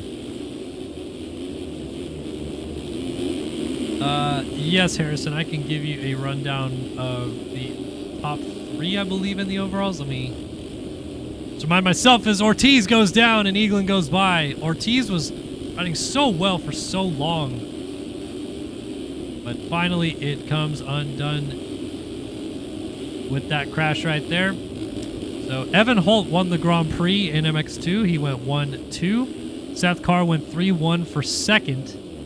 And I think Jackson Vick went 5-3 for third overall, I believe.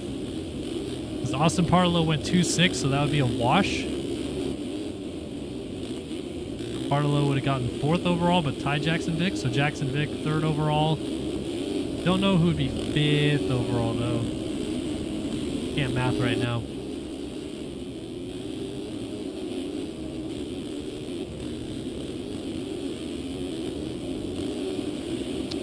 Apparently there's a bus backing into my street right now. I hear some loud noises outside my window.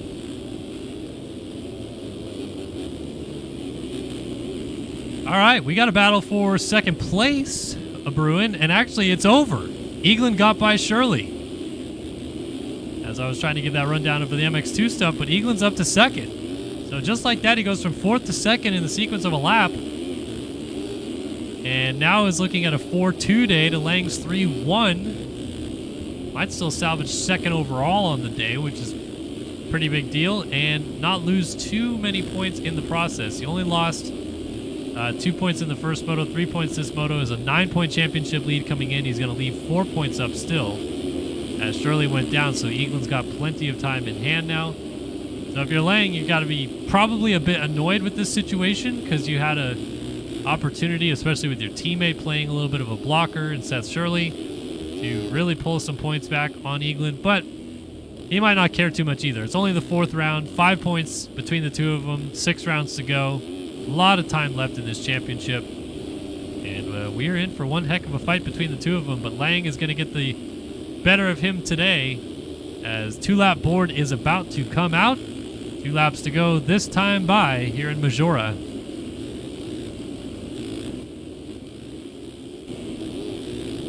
Second, Shirley third, Ortiz fourth, Castellaneta fifth, Caleb Hall sixth, Austin Schaefer seventh, Tom Quino in eighth, battling it out right now with Frank Jackson and a lapper. I don't know who that lapper is. It is the 51 of Tyler Smith. And Jackson pulls up alongside Quino, trying to get the pass done on the inside. Tyler Smith flips across Quino's nose, and Jackson gets the pass done. So Jackson back to 8th. This is your Moto 1 winner, Frank Jackson.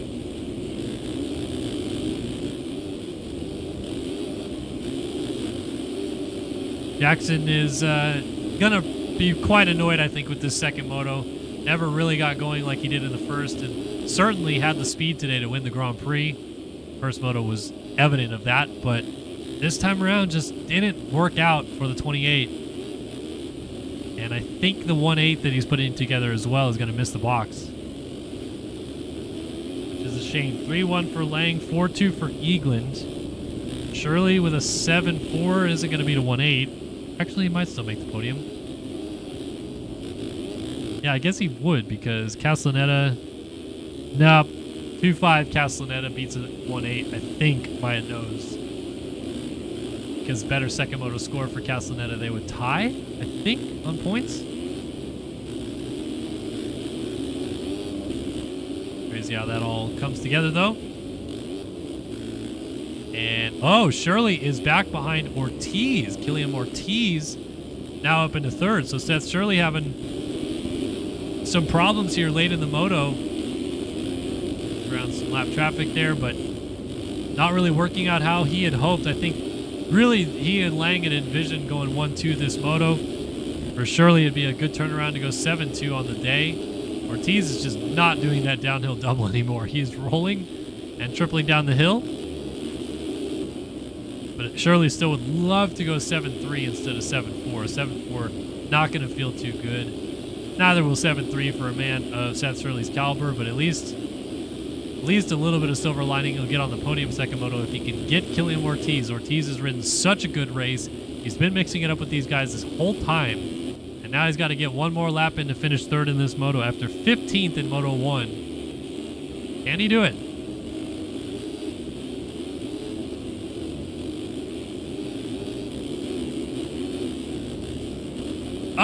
Oh, mistake, front end tuck. And Shirley scoots around to move back into third place. I think this battle's over yet, but Shirley does have some breathing room in hand. Final 5 or 6 corners of the race for this man, though. And it's been a bit up and down. Last week in the Czech Republic didn't quite go how I think he had hoped, the way things were trending potentially in both motos for him. But this time, a weird up and down first moto. Starts up front, gets the lead early, drifts back through the field, ends up getting third in the moto, but comes back and absolutely dominates this one. World champion is rising once again, and he is trying to come up and fight Colby Eaglin for this title, and he's going to do it here today with a win in Italy as Tyler Lang goes 3-1 to win the Italian Grand Prix in MX Simulator. And he should be 5 points down, I think, in the or 4 points down in the championship. After this one is title rival Colby Eaglin, though. Damage limitation at its finest. He finished right behind him in Moto 1. And he's going to finish behind him again in Moto 2. It's a 4-2 day. Should be good enough for second overall. Colby Eaglin, valiant effort to hang on to that spot. And Ortiz did get back by Shirley, so Shirley did throw it away. And Killian Ortiz is going to go 15-3. No idea what that would be overall. 7th or so, probably. That's Shirley. Going to pick up a 4th. Go 7-4 on the day. And this should be your final podium spot right here. Braden Castellaneta. 2-5 is going to get it done for a spot on the box. But Castellaneta gets back on the podium. It's been a weird couple weeks for him as well, but nice job today. Caleb Hall ends up 6th this moto, 7th for Austin Schaefer. Very quiet, solid ride for Schaefer. 8th for B-Lars. Brandon Larson looks like he is going to cruise it home in P8 or crash at the finish line. And Tom Cuno is going to go by him. Never mind. Cuno 8th, Brandon Larson 9th. And Frank Jackson, your Moto 1 winner, is going to get 10th in this moto. Oh, he's going to be frustrated. He should be as well. Penny Lehman 11th. Kyle Boardman in 12th. Aiden Stevenson. Oh, he and Boardman came across the line 16 tenths or hundredths of a second apart. Aiden Stevenson. Looks like he's going to pick up 14th in this moto. Adam Holm. Or Hayden Stevenson. Bodie Parker is wearing Hayden Stevenson's gear and picks up 14th in the moto. Adam Holm down at the line, but he's going to get 15th anyway. 16th for Jared Gummison. 17th, Evan Davis. 18th. Chad Holyhead, 19th for Bryce Lizarraga, and 20th was Aaron Rockefeller. And that is it for the RFGP of Italy. Done and dusted. Tyler Lang gets the Grand Prix win along with Evan Holt in the MX2 class, and we are donezo here in Italy for round 4 of the championship. Round 5, I think, is next week at Spain, Arroyo Molinos. Let me double check the schedule real quick and see where we're at.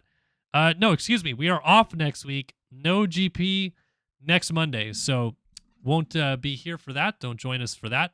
But yes, so we'll be back in 2 weeks' time for the GP of Spain at Arroyo Molinos. That is July 22nd. Be sure to join us then. But if you're with us here this week, you obviously know that coming up on Wednesday will be the Spring Creek National MX Simulator, followed next week by the Washougal National.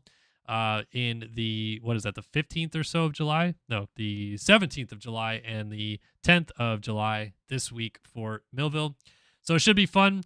Big shout out, of course, to everybody that tuned in tonight. Thanks, guys, for always tuning in and keeping the chat lively. And the subs that we got, we also got number 1 in your hearts with the resub. Some people subbing up on YouTube. Thank you guys so much for the support. Awesome stuff. Thanks to Race Factory Gaming and the Race Factory Gaming track crew, as always, for putting on a good series, and the Design Lab Co. for backing our whole shot winners here tonight. Great to have them on board, and great to have Race Factory putting on a great series for us every single week. So we'll be back in 2 days to cover the action from Millville. We hope to see you then. But if you're here for just the Grand Prix stuff, we'll see you in 2 weeks for the Grand Prix of Spain. Either way, wherever you come back or wherever you joined us from, we hope you had a good time. We look forward to seeing you again soon here on Start Your Systems TV. I'm Kellen Brower, and for all of us here at SYS TV, we'll see you guys next time. So long for now.